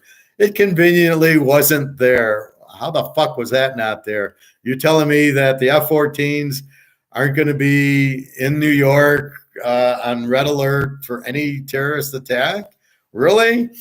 So these planes from these idiots that they just flew into the building, and the first one happened. The F-14 didn't get alerted, didn't get on alert, and then the second one goes in, and it's all demolition down. And the F-14s never came out. Oh, really? Oh, we're real stupid people. Like, are you kidding me? What kind of bullshit is that? Bobby, I thought he played for the Giants. Who? He was a linebacker, correct? What were we talking about? Lauren Taylor? Jason Strahan? Oh, yeah. Jason Strahan was a safety for the Giants, but he was also an actor. He was in The Bank Job. Actually, that Jason Strahan, he was an Olympic swimmer, I thought. And then he turned into acting, and he plays a tough guy. I like his movies. He's really good. There's a movie called 13 he's in. He plays kind of a bad guy. And then he's in those driver movies where he protects, he does the driving. He's good in those movies. No, he was a safety, Bobby, that guy. U.S. military was on stand down during time. Seems perfectly, that makes a lot of sense. So we're letting terrorists take down our Twin Towers, and the military's on stand down. And who gave that order? George Bush? Obviously. I mean, that's where it gets, come on, we're not stupid. It was a gold robbery. There was over $1 billion worth of gold stolen from underneath the Federal Reserve at the time. That's what happened. And that's the magician. Look at my left hand while the right hand does it. Oh, shit, my fault. I was thinking of Michael Strahan, the guy who be on the TV shows and NFL analysis. No, you were thinking of Jason Strahan. He was the safety for the Giants a little later. Bush, Babu.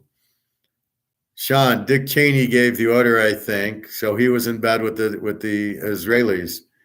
Very few actors who choose good movies to be in consistently. Jason Strahan is one of them. Why did they kill JFK anyway? He wanted to do things that the mafia didn't like. And I think that's probably to do with taxes or something. I don't remember the reason, but he was pissing off a lot of people. And I would assume it was the Russians because the whole Bay of Pig thing. And I think LBJ was behind it because he wanted, if you notice, he was the president. He was very corrupt, LBJ. But basically, he pissed off a lot of people. Now, he was stupid to be in an open car. If he knows he's pissed off people and people want to kill him, which I assume he would have known, what are you doing going in an open car? I would not have done that. You don't see Putin doing that. Phil, it was Federal Reserve related, so it was gold related then. I just got into the story when I was on the site, but never really knees the motive behind the Bobby, you shouldn't be drinking this early. Knew the motive. Well, it's the same. You piss off somebody, they want to kill you. I mean, that's basically the same. One way to get back to RJK for going after the mob. Yeah, well, Robert Kennedy probably knew who killed him, which was the mob or the CIA. So he was trying to get revenge, probably. So they killed him. Not Saran, but I'm sure it was Luca Brasi probably pulled the trigger. You can't piss the mafia off, and let's get into reality. The people running the country are not the Girl Scouts or the Boy Scouts. They are the mafia. They control the banks. They control the politicians, just like Don Corleone had the politicians dangling on a string, right? Us Godfather fans. Well, what the fuck do you think is happening now? That's why they'll never get away from dollars, because you think the mafia wants to get out of the dollars. You think they want to go to a digital currency? No, it's the Nazis. There's a Nazi in Germany who's like trying to run the whole thing, but you can't fuck with the mafia. And the Russian mafia, there's a Chinese mafia, the German mafia, and of course there's the US mafia. So we do what they tell us.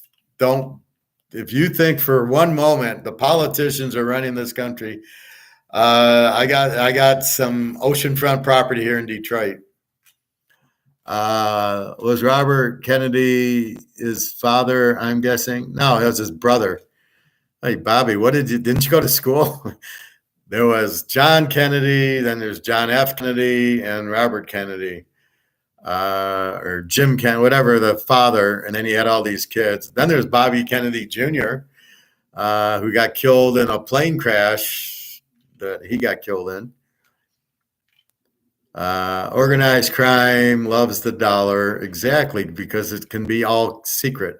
Yeah, Joe Kennedy, there you go. Yeah, Joe Kennedy. So Joe Kennedy made all his money in the Great Depression with gold and silver, and then that's where the family fortune came. Bobby, I used to think his son JFK Jr. was a former president until the other day. I guess he was just a regular guy who got killed in a plane crash. Yeah, that's all. He was his son.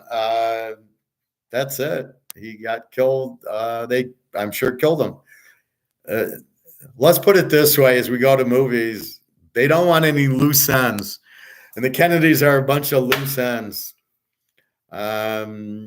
Prophet Joe Kennedy was a bootlegger, just like Al Capone. Yeah, it has something to do with gold and the bootleg, and that's what happens with the black market, right?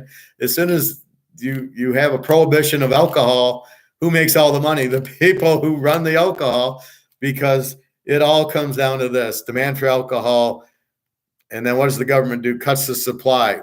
You have demand. If you have demand for a product, you're going to fucking find supply and raise the price. We have demand for gold, just like, exactly, you hit the nail on the head. It's exactly like alcohol. You couldn't do it. That's exactly what this is. You're keeping the price down on gold. The demand for gold's here, like the demand for alcohol is here. Eventually, it's through the roof. Joe Kennedy, yes, he was. Phil, Bobby spent every day at the batting cage. Please forgive. I think he didn't wear a helmet, and he must have got hit a few times. That's my guess. Or maybe Barry Bonds hit him in the head a few times with his bat. Um, anyway, yeah, I mean,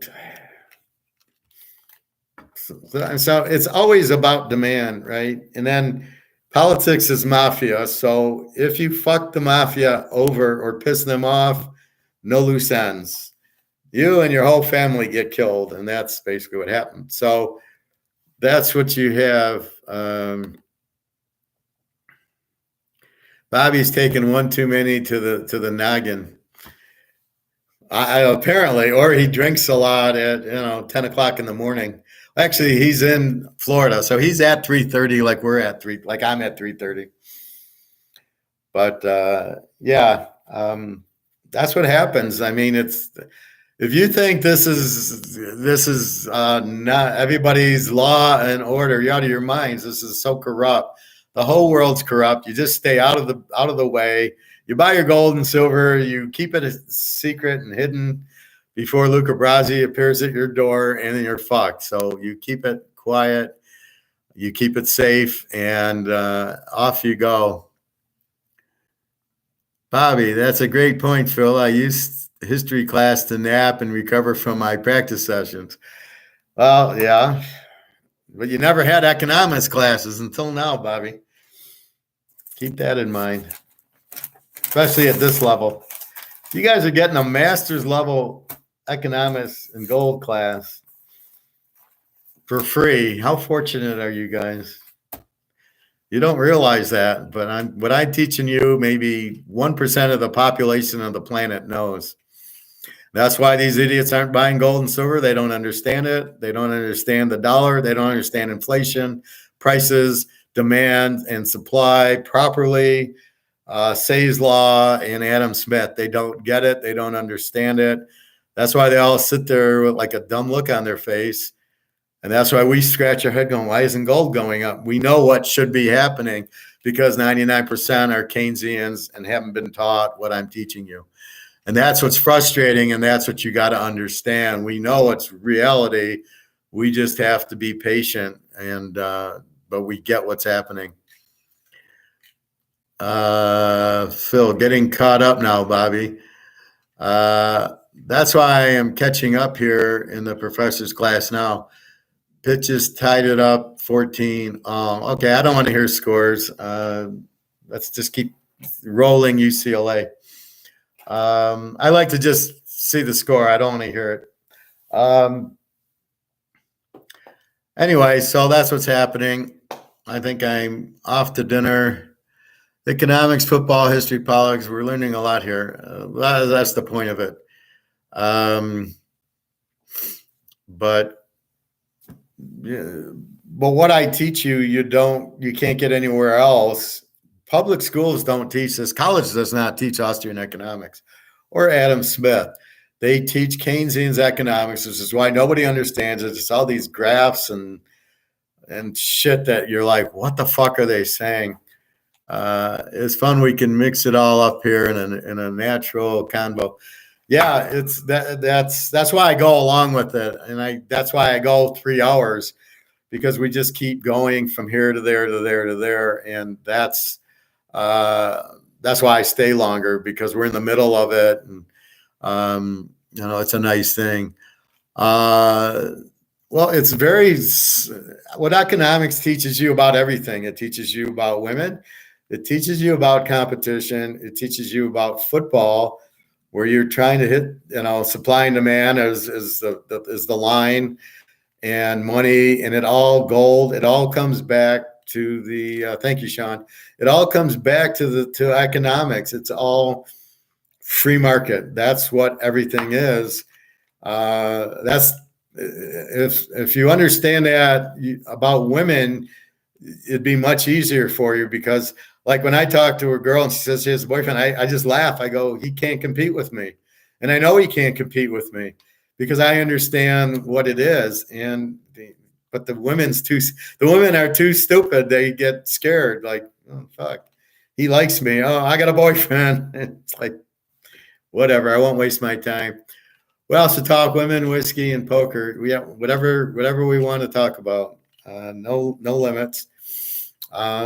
But that's that's what it is. And that's why marriages fall, because the women don't get competition. They don't marry the right guy. They don't understand anything, or they're in it for the money. But that's the problem. That's why most marriages fail, or 99% of them. You got to get the right girl who, understands that and understands the competition. You almost need a girl who understands Austrian economics to make it work. Also, good topic. Thank you, Phil.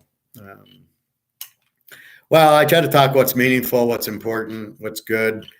The football is just the basic, because we bet on it, and that's our common denominator, but that leads to everything else. But it's all the same. We're looking at football the same we look at everything else. Just like gold, the demand forces the line, and then you're looking at the demand of the teams, and you're looking how strong they or weak they are, and that's what you're going with. So it's all related. The whiskey's related. It's all, prices go up, you go to a substitute. The girl has a boyfriend, you go to another girl. She doesn't like you, she goes to another guy. That's the competition part that most people aren't getting. General question, what's it like living near a casino? Rumors that Atlanta will eventually get it. Well, okay.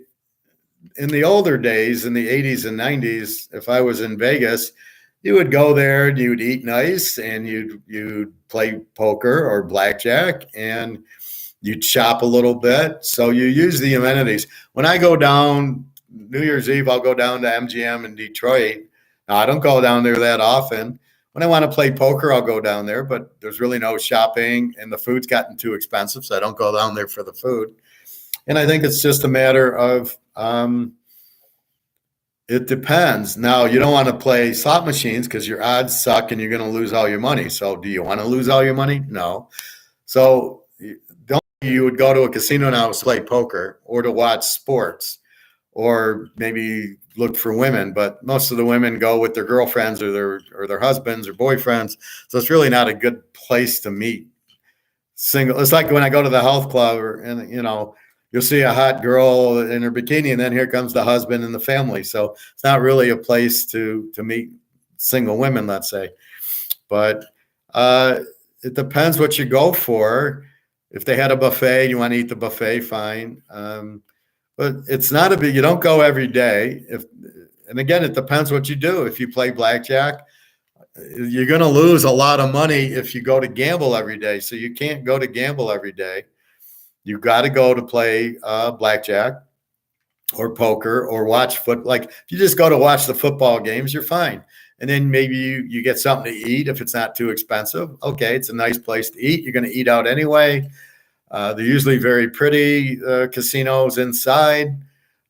So it's just like going to a mall, basically. You go to the mall, it's pretty. You go to eat, you look at girls, you go shopping. There you might play, like I said, blackjack or poker. I play poker because it's at least the best odds. The casino can't fuck me over. Where blackjack doesn't pay 2-1 anymore, or 7-6, or they fucking me on the odds, or it's $50 to play blackjack. So I can play, like I'll play $300 at no limit, hold 'em 1-2, no limit. And worst I do is lose 300, or I win a few hundred. I'm not trying to win 5,000 because I know it's damn near impossible with at a 1-2 table, even though it's all no limit. Do they offer sports betting? It depends if Atlanta does. It depends on the city. In Detroit, I do, but since it's MGM, I don't bet because the odds suck. MGM's the worst odds. It's like 13-10 for football, so I never bet there. But yes, it's in Detroit, sports betting's legal. In Atlanta, I don't know. I think most of the U.S. sports betting is legal now. So I would say you can bet sports there, but I don't really know. Bobby, I heard the casino here in Tampa was approved to open sports betting, which would be great, but they did an appeal and reversed the decision, decided to cancel the idea. Well, that's probably FanDuel or BetMGM opposing it because they want you to use their shit. But be careful with the FanDuel and the BetMGM. The odds are so bad that you don't want to deal with it. But that's what you're looking at.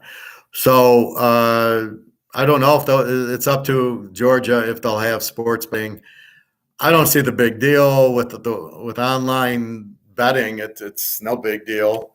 Vegas in the day, you'd go to bet sports because I'd go bet football at Caesars, where it was. I remember in like 1980, early 80s, went to Atlantic City and I called I said to my bookie, I'm going to Atlantic City. I'll bet there. They didn't have football betting in Atlantic City in the early 80s. So I had to call my bookie from Atlantic City. But Vegas was the only one that offered football betting. So I don't know if all the states do. You go to sportsbook in Vegas, Professor? I am sure they have a lot of options, don't they? I stay away from MGM. I tend to go to William Hill, who recently had even money on college teasers. So there was no juice at all. So I would bet my college there. So it's usually William Hill, which is a little bit off the strip. Occasionally, I used to bet at Caesars, but they raised their odds, went from like 11 to 10 to 12 to 10. Well, fucking teasers aren't easy to pick, so I went with that. But that's usually it, is William Hill. I'm looking for the best odds usually.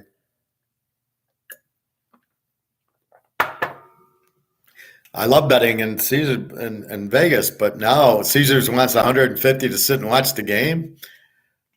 Venetian, I don't know, but there's not a lot of places to watch unless you find like the TV where you can go. But they don't.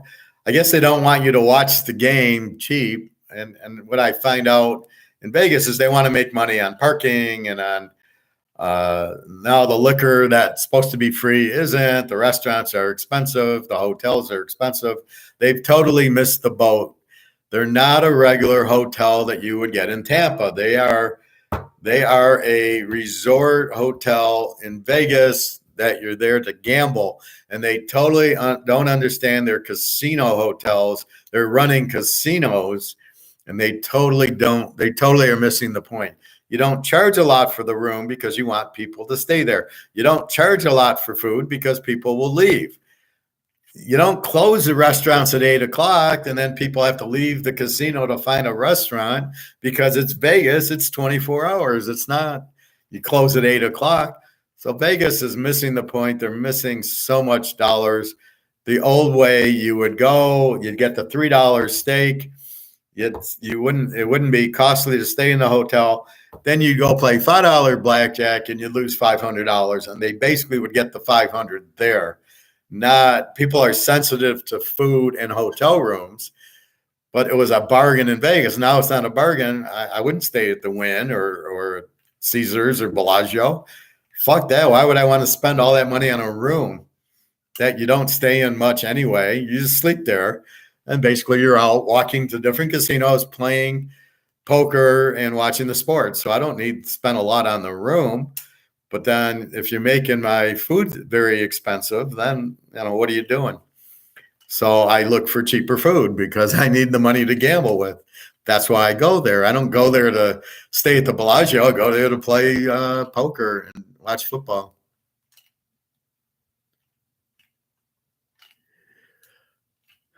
Well, that was a year or two ago. I don't know what William Hill is now, if there's still even money, but it was only for college. It was 11 to 10 for pro. And if you played a pro with college, it was also 11 to 10. But they were the best odds, which is competition. You put 3 teams to get even odds on a teaser. Now, if I put 3 teams, I'm usually getting like 110 or 120. So I bet 100 to win 120 on a 3-teamer. Which makes sense because you got to pick 3 winners, a loser, and you lose. So they make you watch it. Make me watch what? I don't know what that question is, Bobby. They make you watch it. Elaborate, please. Yeah, the more teams you put in a teaser, the better your odds. So when I won the 11 team teaser, I bet I think 20 or 30 to win 500. So I won a lot. Even those odds weren't good odds, but they gave me some, I remember cashing in. And then I remember cashing in. I know this came up yesterday. I cashed it in groups. So I pulled out my wad of tickets that were all winners, and I'd pull the top 10 off, give them to the cashier.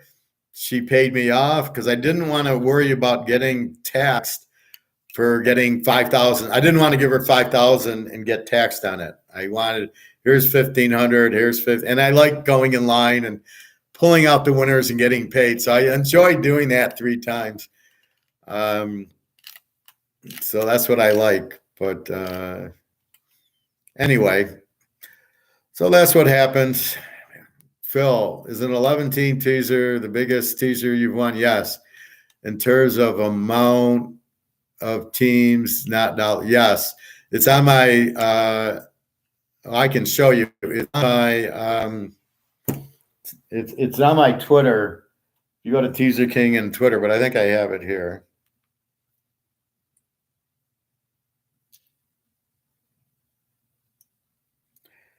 Let's see.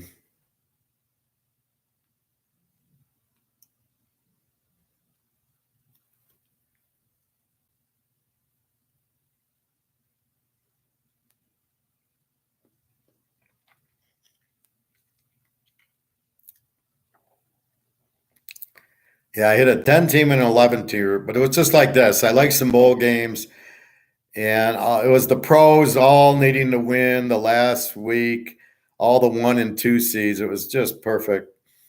So I played them, and they all won.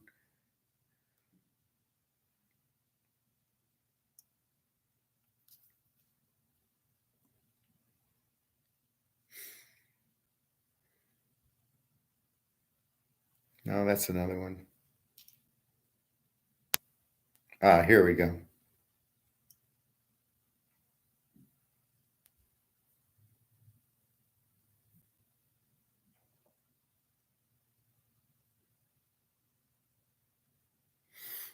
So it's the top left one. That's what it'll look like. About 10 to win 400. So I was getting 40 to 1, and I won them all. And then here's the other. There's a 7-teamer I win, but this is the 11-teamer. So you can see you don't risk a lot, but I made a whole lot. But that's what they all needed to win. And then there's Michigan State, and then there should be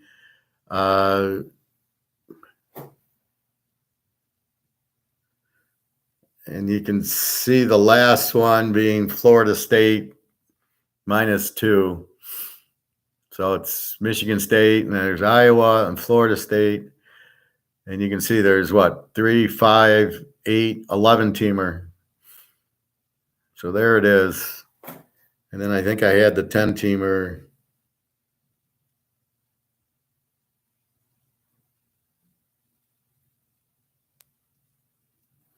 And here's the 10-teamer, and you can see there Michigan State, Florida State, UCLA, and then the pros. Seahawks needed it, Broncos needed it, the Jets, Patriots, the Eagles.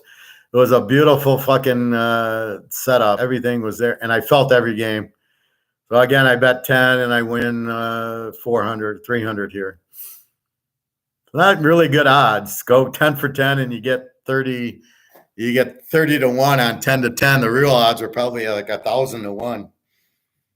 So there you go. Proof of the pudding of what I tell you. I get 180 for a 4-teamer. That's good odds. Bobby, I meant, do they make you watch the game, or do they just charge you to watch if you want to watch? You pay for a chair. So you're at Caesars, and if you want to sit down in front of the big screens, I'll show you what that looks like. You pay 150 for the chair.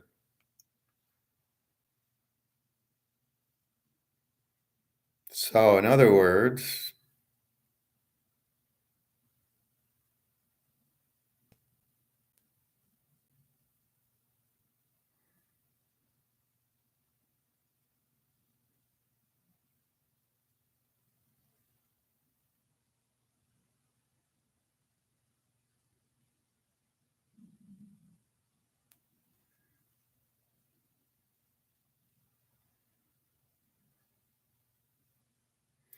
Come on, where's my Vegas stuff?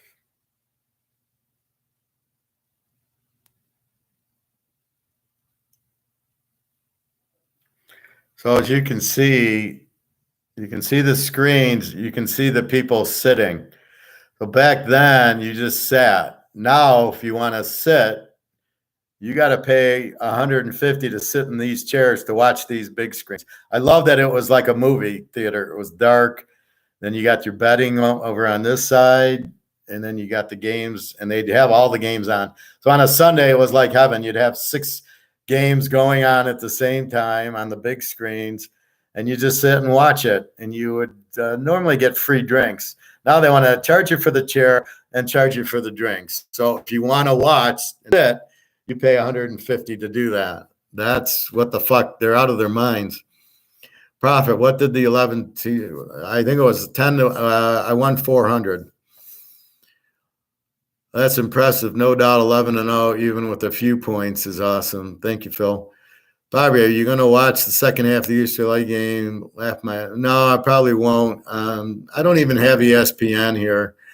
So I know I'll just check the scores and look to see.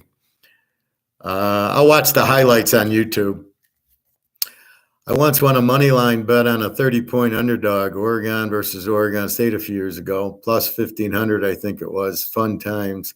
But even those odds weren't probably if you bet Oregon, instead of laying the 30 points, you probably were like 20,000 to win 100. And then if you take the dog, it's only 1,500. That's what I hate about the money line. That's a nice one, Professor. Well, thank you, Bobby. Yeah, I'm pretty hardcore with this stuff, so as you can tell. But that's where my problem with Vegas is. Why are you charging me to sit down and watch the game? If I'm there, I'm probably going to watch the game. I'm probably going to drink. I'm probably going to eat. And then I'm probably going to go play blackjack or play poker after. This is the part they're missing. You want me in the casino, and bottom line is to gamble. You should have $5 blackjack because I want to gamble. They're doing it all backwards. They're doing it the Keynesian way. Oh, we'll just make blackjack $50. So but most of the tables, there's nobody sitting there because nobody wants to play $50 blackjack. So what they do is they fuck around backwards. They charge for everything, which scares everybody away. You want to pay, what is it, $15, $20 for parking to park at Caesar's Palace? You fucking kidding me? Especially since it was always free because they want you there. And again, I walked to the DI, so I never even had a car. I'd walk from Caesars to the DI and make my bets and walk back, watch some football and play blackjack and craps, and then I'd walk back to collect my winnings on the football games. That's what I did. I mean, once in a while I'd rent a car there. That was when I was married, and we'd go play golf, and we go look for houses and all that stuff. You go to the Hoover Dam a little bit, Lake Las Vegas, but so you needed a car for that. So we just rented a car and parked it at the hotel, but it wasn't expensive. Now, if I'm going to pay to park my car at a hotel, you got to be kidding me. Plus, just driving around there is insane. So these people are fucking clueless. You're supposed to get the people in and gambling. That's a casino. That's where you make your money. Because I'll easily lose $500 betting on blackjack and craps. I'm going to be sensitive to my price for the food, shopping, and the hotel, right? I'm going to be sensitive that, a $50 hotel room at Caesars. Oh, fine. I get to stay at Caesars $50. But if you're going to make it $500, I'm not going to stay there. I'm going to be sensitive looking at rooms.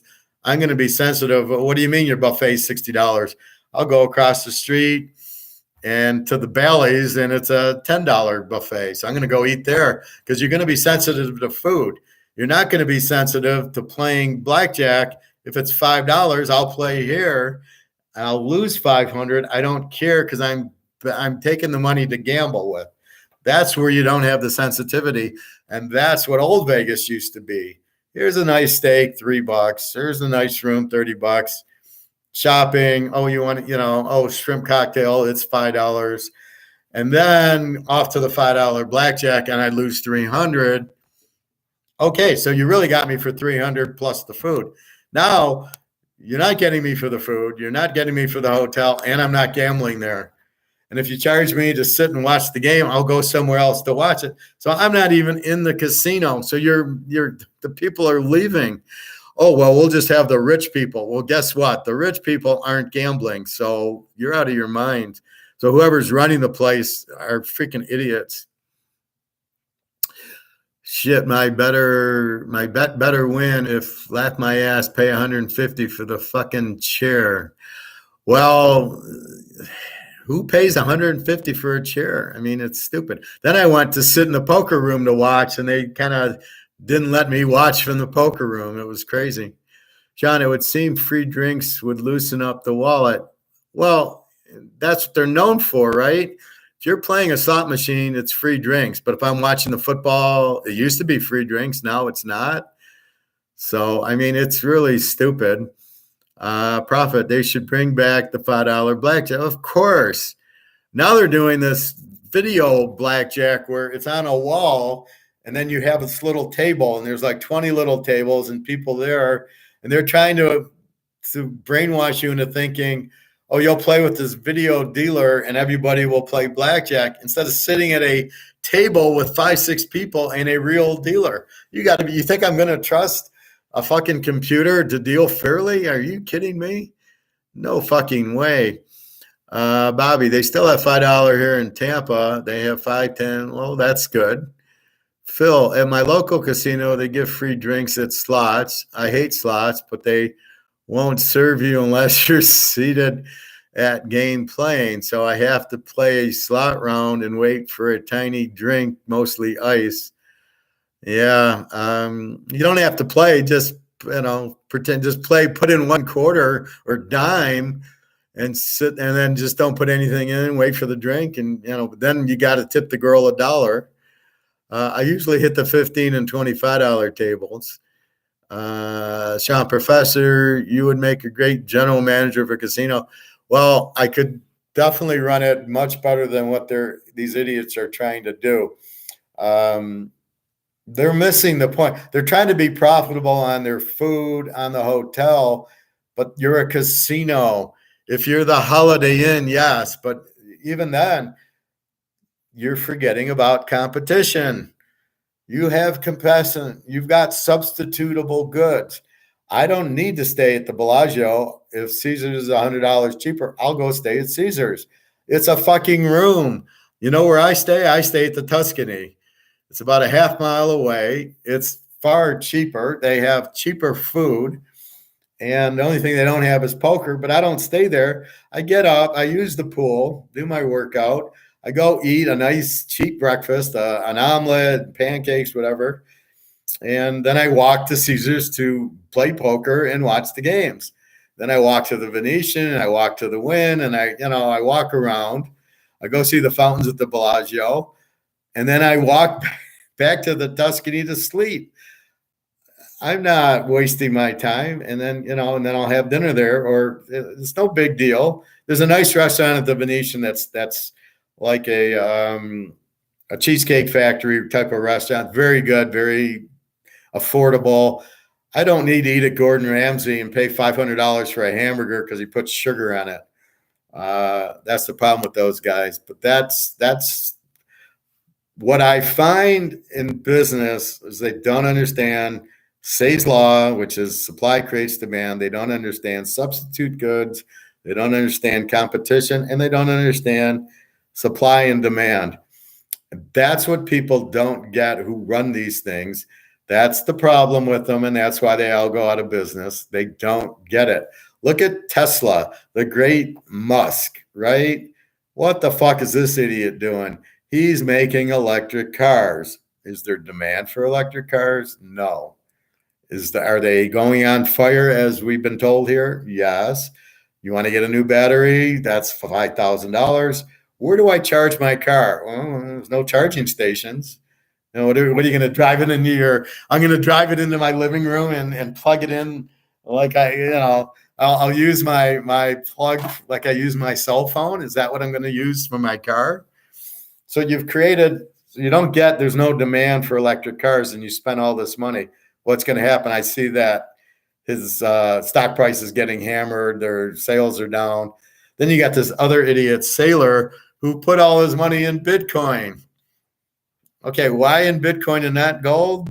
Oh, Bitcoin's going to go up. Why is Bitcoin going to go up? Oh, I'll keep buying it. So it sounds like you're a scammer and you're doing the Bernie Madoff pyramid scheme is what it sounds like to me, because there's no demand for Bitcoin. You can't tell me why it went up. All I can tell you is Russian mafia is running it. And if you want to be in bed with Russian mafia, you'll end up like JFK. Let's see, Bobby. Yeah, I hate the virtual games. I only do the in-person tables. I like the internet. Of course, I don't like the virtual, and that's what they think people like, because maybe these millennials, I don't know, some guy was talking about millennials and this and that and Generation X and Y and Z. I don't know what the fuck they are. They're just call them what they are. They're 20-year-olds or 30-year-olds or whatever they are. Phil, your portable cell phone charger can't charge it. I know, I'm joking. Well, that's the problem. How do I charge my car? I don't know. So Elon Musk is making Tesla and makes these expensive cars, tries to make it like it's a Tesla. So it's a Porsche. There's no competition. There's no substitute. So he's trying to do that, and that he gets it to a point, but he doesn't get the demand for an electric car is here because nobody wants it. They're building it, and then they're trying to fake it as it's climate change. Oh, if we don't do anything, the planet's going to blow up. Well, if Russia doesn't nuke, the planet's going to blow up also. So what the fuck are you what are you trying to tell us? So, it's just stupid what they're doing.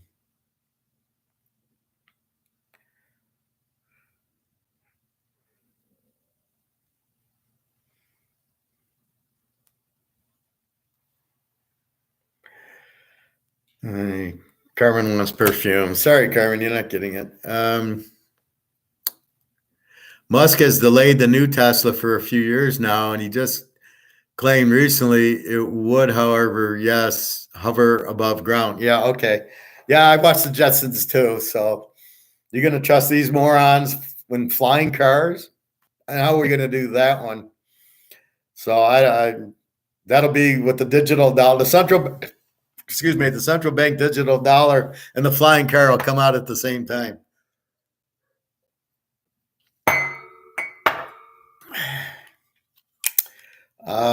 So I just sit there and most companies though. That's why I gave my boss who let me go shit. He goes, "You didn't do anything wrong. We're just going in a different direction." And I go, "You don't get it. You're gonna be broke in 6 months. You don't understand the basic Austrian economics that we're inflating the dollar to zero, which is going to cause this Great Depression, which is going to make 1929 look like a little blip on the radar.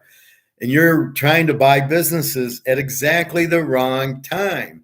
This is the time you buy gold and silver. This is not the time you open it up. Let's go open up a coffee shop, Bobby. We'll open up a coffee shop, but we need a big loan and we need a line of credit from the bank. We need to build it. Yeah, this is a good time for it. When in the middle of a depression, let's go do that. Sorry. People don't get it. They don't get what's going on. They don't understand anything. These people are running businesses that don't understand anything about economics. This is why they fail. This is why they lose a bunch of money. It's just insane.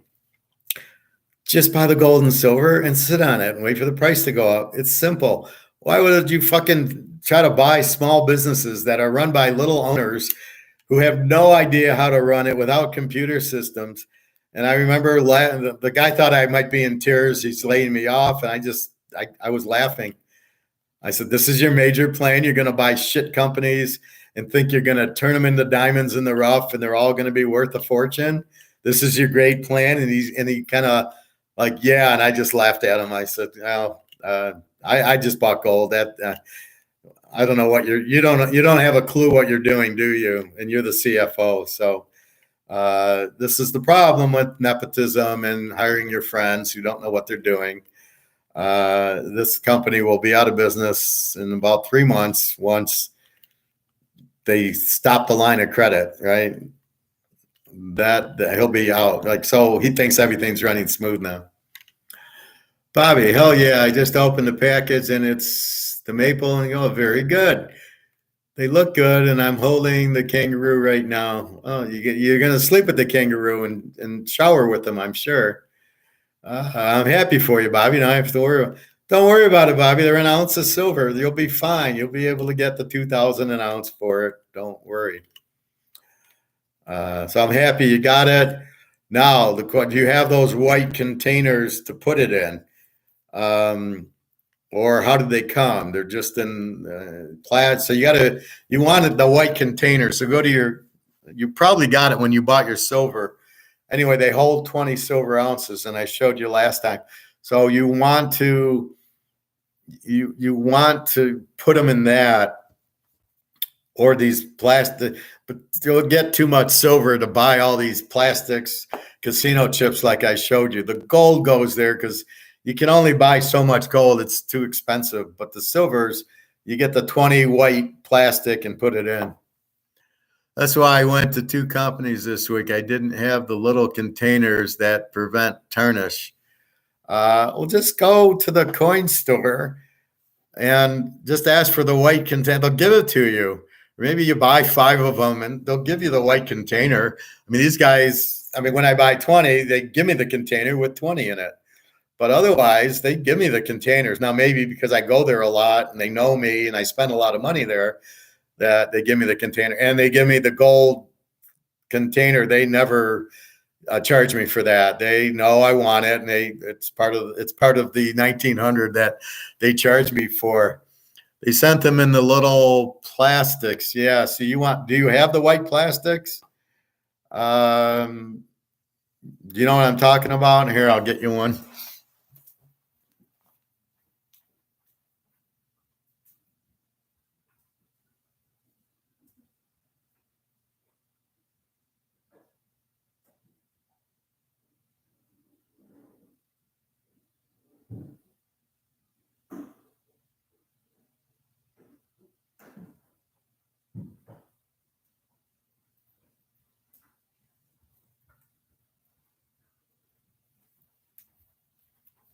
So this is the silver container that you want, right? It screws in, right? So you unscrew it. They're safe in there, and then you got a stack of 20 of them. So this is what you want. So you get them, you put them in here, and off you go. Now you 6 of them. I'm sure they didn't give you this. Now, do you have some from other purchases? If not, go to the coin store and say, I want one of these, the silver 20 plastic.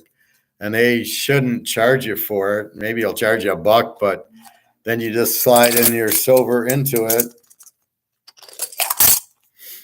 And there you go. And the 20 are safe and secure.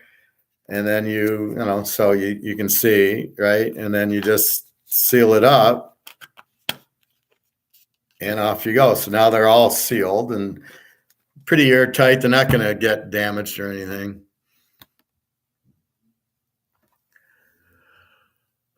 Philikill, little flip tops probably. Yeah. I need to get some tubes to hold the 20. Well, when you go to the store, aren't they offering you the tubes? Or don't they sell them like my guy sells the 20 like this. Now, when I get the Eagles or the Buffaloes, he might not have them in the 20. Like if I get 5 or 10, he'll give me the 5 or 10. If I get like 10, he'll give me the plastic if I need it. But they have them at my guy's store. Phil, JM loves those plastic flip tops. They suck and don't prevent tarnish for long, that I can say. I'm talking about flip tops that hold 1 to 2 coins each for the record. Yeah, that's what I think yeah. Bobby, my Buffaloes are currently just sitting in a little plastic bags. Will they be all right there, or are they or they risk of getting shitty? Well, I would get one of these as soon as possible. How many you have? So it's 20 a piece. I'd put them in here. I'm not that concerned about condition. I'm not buying them as PSA 10s or an MS 70. Coins are MS 70 equals a PSA 10 baseball card. So if you're ever buying old coins and you want condition, you get the MS 70 is the perfect coin. To get you'll get the most out of it. One, if the coin store said he would only give me the tube if I bought the 20 coins, tell him you want to buy it. I mean, why wouldn't he sell it? What the fuck? So look, here, I'll give you $2. I need one of these. They should have plenty of them. Go to another store. Needs as close to airtight as possible. I did the bag method and most of my stash is tarnished. Yeah, just like here, this is pretty much, I mean, I don't, I'm not worried, but again, you're buying the ounce of silver.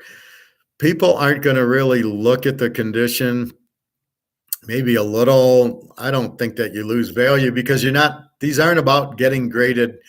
You're not trying to get PSA 10 silver coins. You're buying a 1 ounce of silver. You're buying silver. So when silver goes to 2,000 ounce, I have an ounce.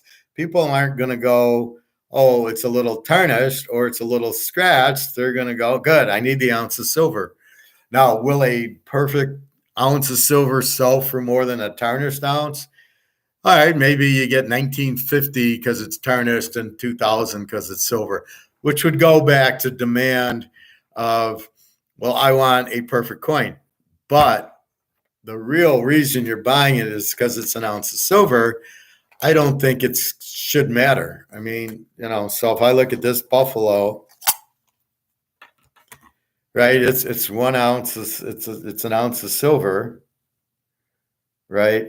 So now what I was saying, Bobby, is it's not money because it doesn't say it's worth $1. This doesn't have that value.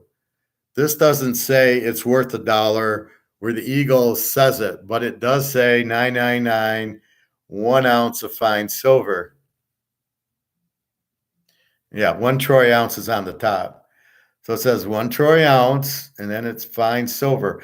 So I know it's an ounce and I know it's silver, but it doesn't say it's worth $1 where the Eagle says it's $1. And you got, I don't know if the Kangaroo or Maple Leaf has a value. I think the Maple Leaf should say it's worth something.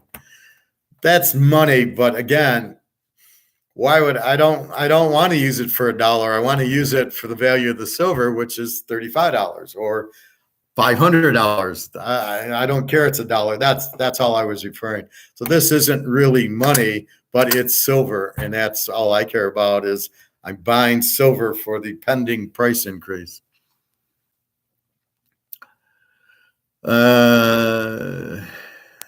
Bobby, hey Phil, does JM Bullion sell those tubes separately online? God, I wouldn't buy them off of JM Bullion.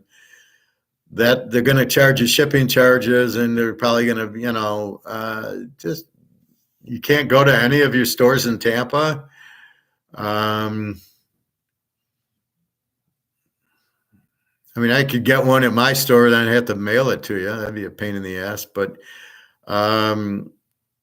yeah, just go to the store, go to another store, say, here's a couple dollars for it. There are actually some that like tarnished silver adds character or something to them. So there will still be plenty of buyers, and it still has the same amount of silver. People are buying silver. They're not buying uncirculated silver, mint silver, PSA 10 silver. Phil, I'm not sure, Bobby. I usually go to SD Bullion for the containers. Some of the places sell the containers and some don't, and some charge $1 more than others. I would just go to Tampa and try to go to your coin store and just tell them you want this and pay them a couple dollars. I mean, or buy 10 and then ask for the plastic container, then you can put 10 more in it or something. No, the kangaroo only shows 1 ounce. Okay, so but the maple leaf, does the maple leaf show a dollar value? I know the eagle does. The eagle says it's worth $1, but this is you're buying an ounce of silver here, and it does say it. I'm try the other coin store because that guy was cooler. Well, the guy was kind of a prick telling me to watch how I hold this coins, and he will only sell me buffaloes by a 20 count or more. So then don't shop with him. Say's law. Guy's a prick. Demand goes down. You don't want to do business with him. You can substitute him for another store. It all comes back to economics, Bobby. So you want, just like if the girl's a bitch, you don't want, you go to another girl. Competition. Everything's competition.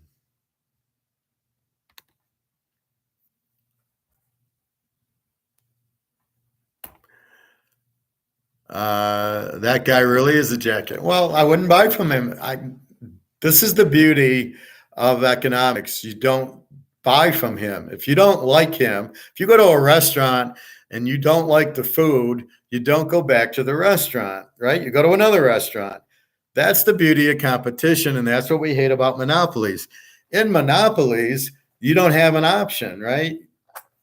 In a monopoly, you have to use this crap. That's why we're getting out. We're substituting this for gold and silver. In a monopoly now with girls, you can go to another girl. She's bitchy. She's pretty, but she's bitchy. I'd rather have one that's not as pretty, but still pretty, but she's very sweet. Now I got everything. So the pretty wears off. The nice doesn't. So what if guy was first time there and was waiting to drop 50K on his next visit? Guy will never know because he wanted to big time you. I wouldn't go back personally. Well, exactly. He tried being cool at the end, throwing in "Have a Merry Christmas" when I was walking out. And of course, Bobby gave him the finger and said, "Go fuck yourself. I'm Bobby Bonilla. I played for the Mets. You can't talk to me like this." That's what I would have done, Bobby. I'd have told him, I would have had that my Met jacket on and said, "Fuck you." He's lucky Bobby didn't have his bat on him. Oh, yeah. I mean, Bobby normally, he probably had it in the car, I would assume. But yeah, see, this is the problem. When you run a business, you've got to be careful. This is the problem I had, like working at Ford. They did not treat you nice. They don't treat you like customers. This is the problems business have. Here, they treated me like a customer, even though I was an employee. It was a wonderful place to work. And at Mercedes, they treated me very nice. That's why I liked them. And when I went to this small little shit, or the Japs in Toyota in Alabama, they did not treat you nice. They were disrespectful. I don't want to work for you. I don't want to be disrespected, especially by the employer who thinks, well, I'm paying you so I get to kick the shit out of you and treat you poorly. That's the thing. And if the girls do that, you just get up and leave. You don't take that shit. You're looking for the people that you want to work with. That's the whole key to everything. He would have ended up on the top of that fucking baseball bat. But so what does Bobby do? He doesn't go back. Bobby tells us not to go to that store. He tells other people, don't go to that store. The guy's sitting with inventory he can't sell. He goes out of business because he can't make money. He probably wanted to charge a sales tax if I was a betting person. So just don't pay any attention to that bullshit. You want to just avoid that. So that's good business versus bad. See, in the Austrian world of economics, we treat all the customers the same. I don't know you guys, but I treat you nice because I want you as customers, or I want us in this class, and I want to teach you. I don't sit there and alienate people or bitch at them. That's not good business, and it's not a good way to treat people, right? You want to be friends with people. You don't want to alienate them.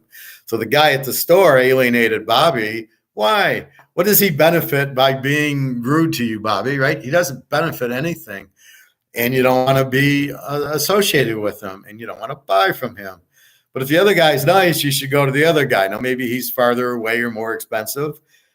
Like the guy I go to here is close. The guy in Ann Arbor is a little bit farther, but he's cheaper. But he has sometimes you call him up, do you have gold? Yeah, and you get there, oh, I don't have gold. I just called you. So you maybe pay an extra $1 for better service or quality or whatever. Probably at restaurants you do that. The Maple Leaf shows $5. So the Maple Leaf's real money. No, it's not that they're worth less. They're worth less versus the US dollar, but if you're in Canada. So what that tells you is the Maple Leaf's an actual money.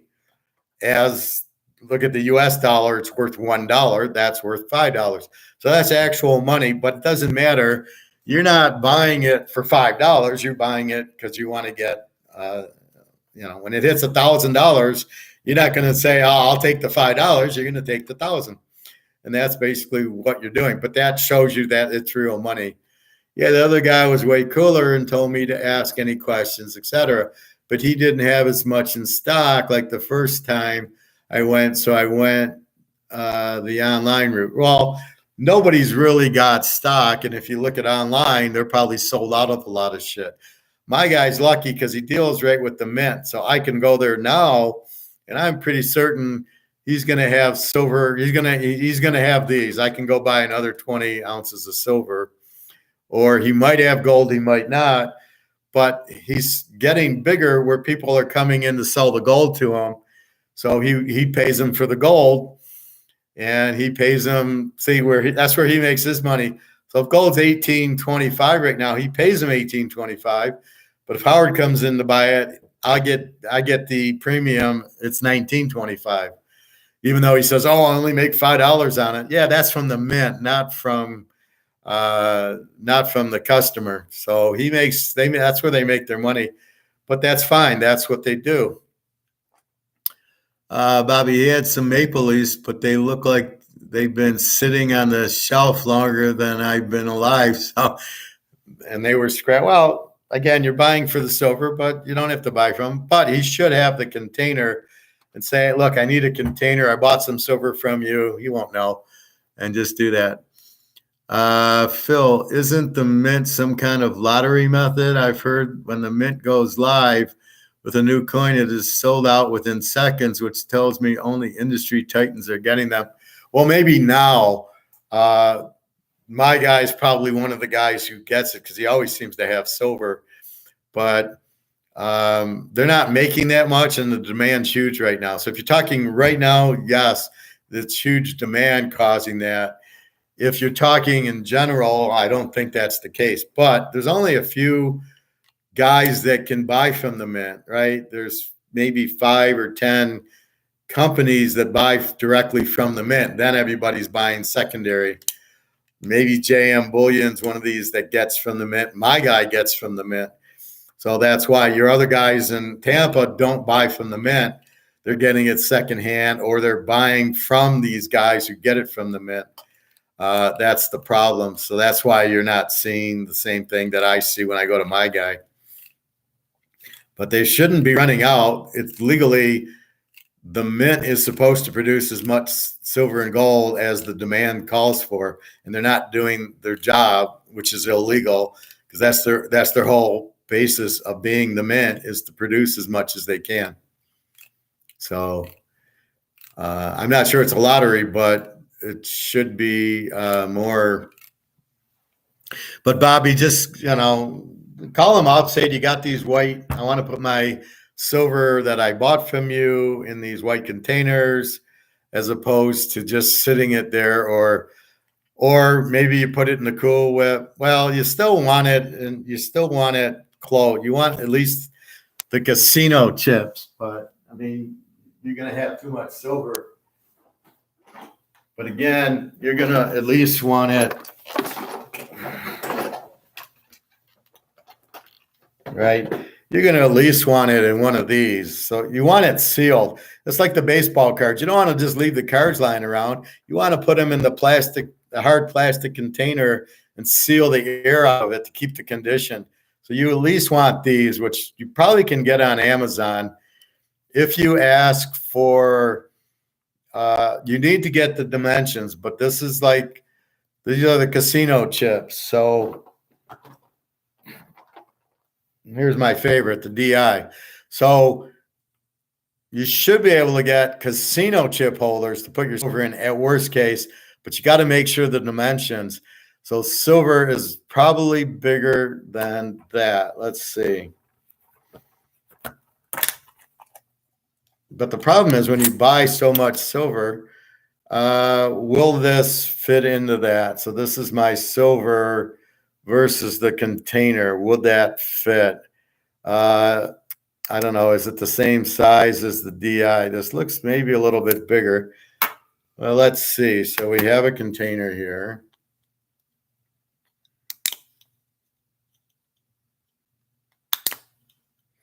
I hate opening these. Oh, there we go. So let's take this out. So can I put the silver in here? And no, I can't. Not in this one. It's too big. This is too big to put in here. Maybe in here, because this has this little ridge, so this makes it smaller. So let's see.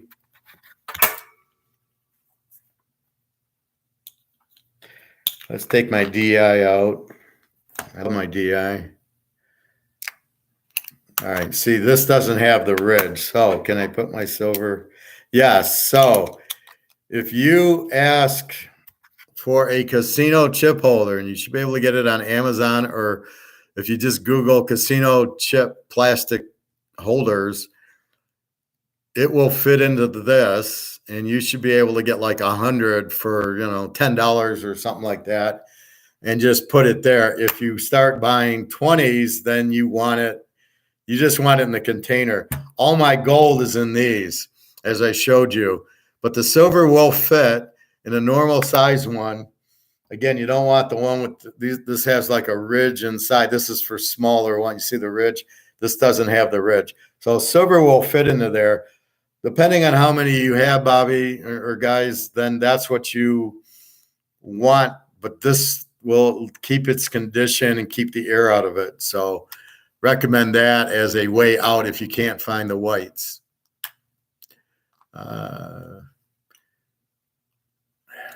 Bobby, so that little one is hard. This is hard plastic, yes. See, this is hard plastic. I put all my casino chips in it. I lock it away now. This is my Desert Inn. And I won this at the Desert Inn playing blackjack. They would pay 7 to 6 or 6 to 5 or something. And so let's say I won $72. So I'd cash the 70 and get my money back, and then I'd keep the $1 or $2 dollar ones. And I said, oh, this is some people collect the ashtrays or the little stuff that said DI or the lighters or whatever, and I'd keep the casino chips. That's my memory of Las Vegas when I was in 1980. The plastic they send here are the plastics that baseball cards go in. Oh, yeah, the soft plastics. Yeah, I know what you're talking about. So the little one is Phil. Oh, that's a great idea. I never thought of buying a casino chip holder, probably cheaper. And you can probably get like 50 of them for $5-10 on Amazon, I would think. I did that. No, I did it. Here's where you go.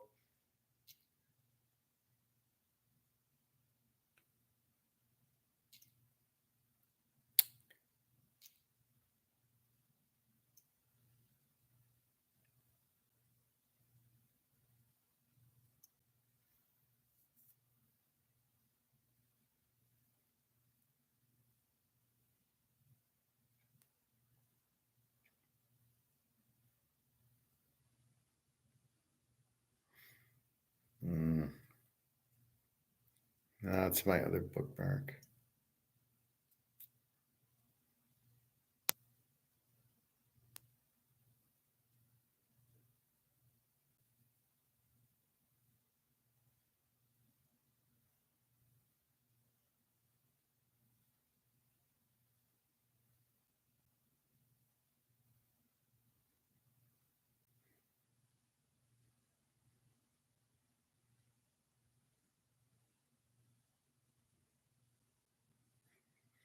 Where is it?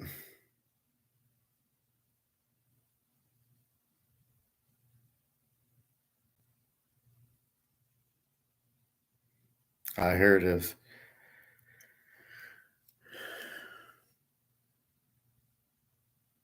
Try Pro Mold. This is where I got the baseball card holders. They might have casino. I would try this first, then I would go to Amazon. But this is where I got for all my Marvel comic cards that were worthless that all became $500,000 cards. I ordered like 60 from promo. So try that first. And if not, try Amazon. But you're looking for casino chip holders. That's what you want. So try promo. I'm not sure they have casino chip holders. Otherwise, there's like VegasCasinoChips.com or whatever where you can buy old casino chips, and they would have holders I'm sure you could buy. But yes, this is the better. But if you're having a hard time, I don't know why you'd have a hard time getting that. But if you are, then definitely go to these casino chips.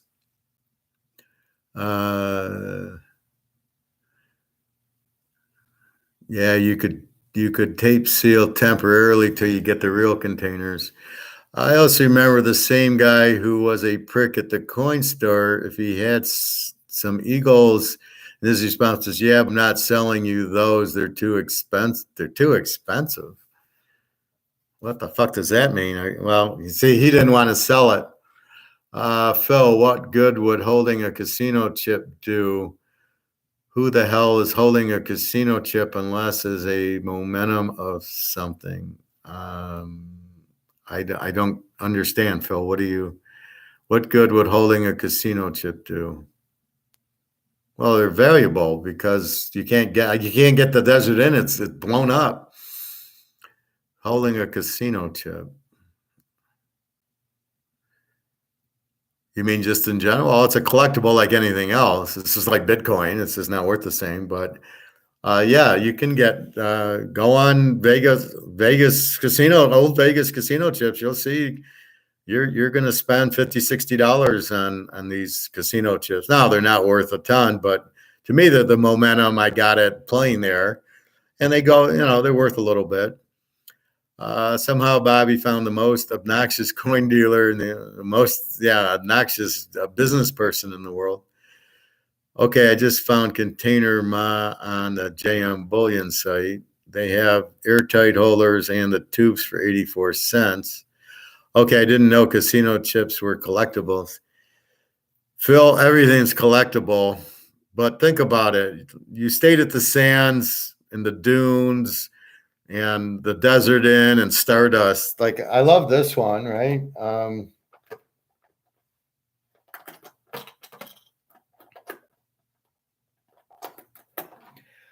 So I love this one. This is Caesar's Palace, right? 1975, 1980. That's a beautiful chip at Caesar's Palace. That's got to mean a lot to you if you stayed there. Now, it probably means a lot more to you if you were there. I was there. I was vacationing there, or I would walk in and I'd bet my sports. And you stayed there, so it's much more meaningful to you than just to get it if you never stayed there, or if you're 20 years old now and you weren't there with old Vegas, it won't mean anything to you. But if you actually were there and you got the chip playing and it's 1980 and you're playing, then yeah, it means the Desert Inn. That's where I would make my football bet. So it's very meaningful to me. Bobby, laugh my ass, or I don't know what that means. Order a few with some more coins, might as well. Well,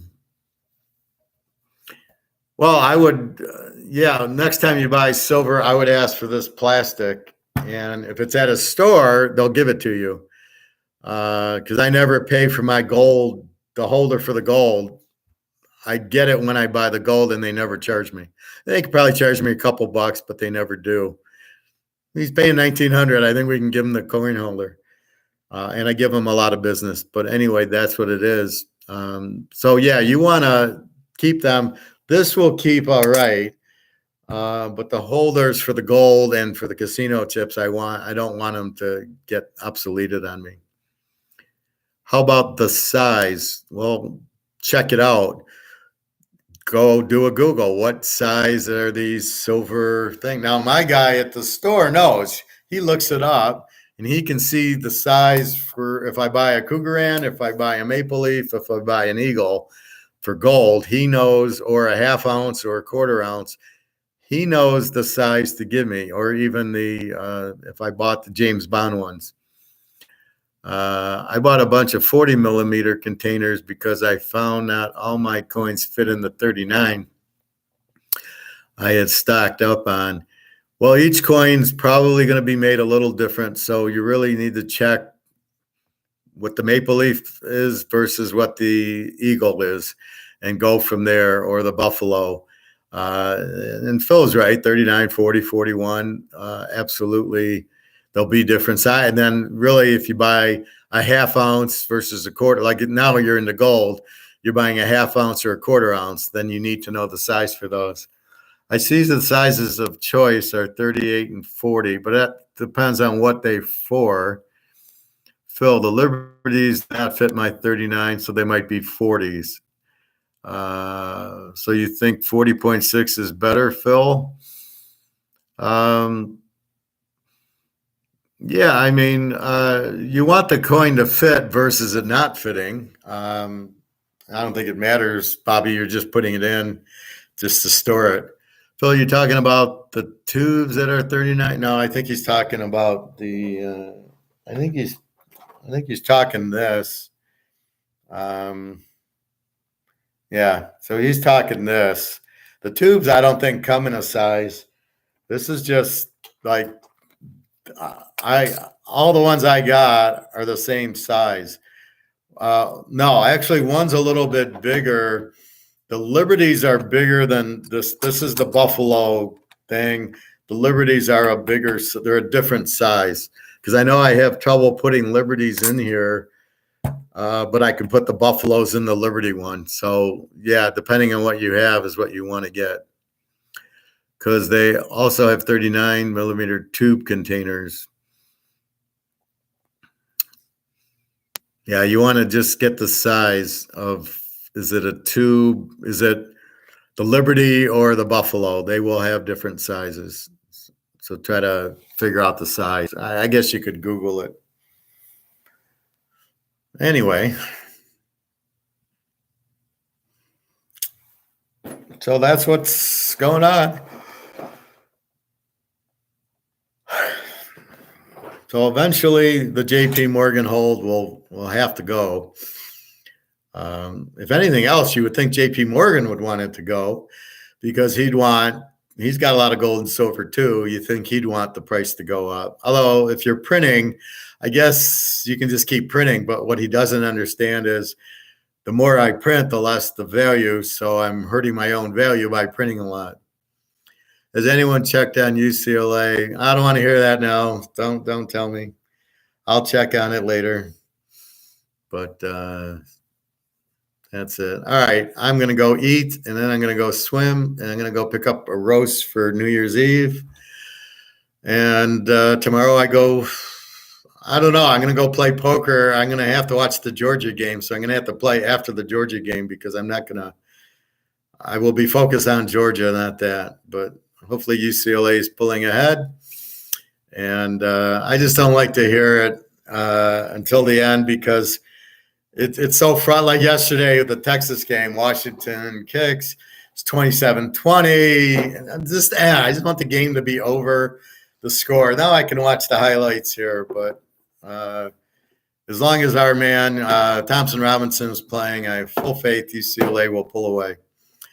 All right, everybody. Have a good day. Happy New Year's to everybody. I'll probably be on in the morning.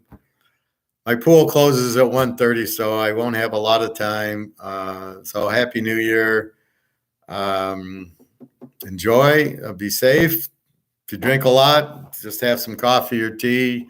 You're eating a lot of sugar. That's what's giving you the headache. So please be careful. Be safe.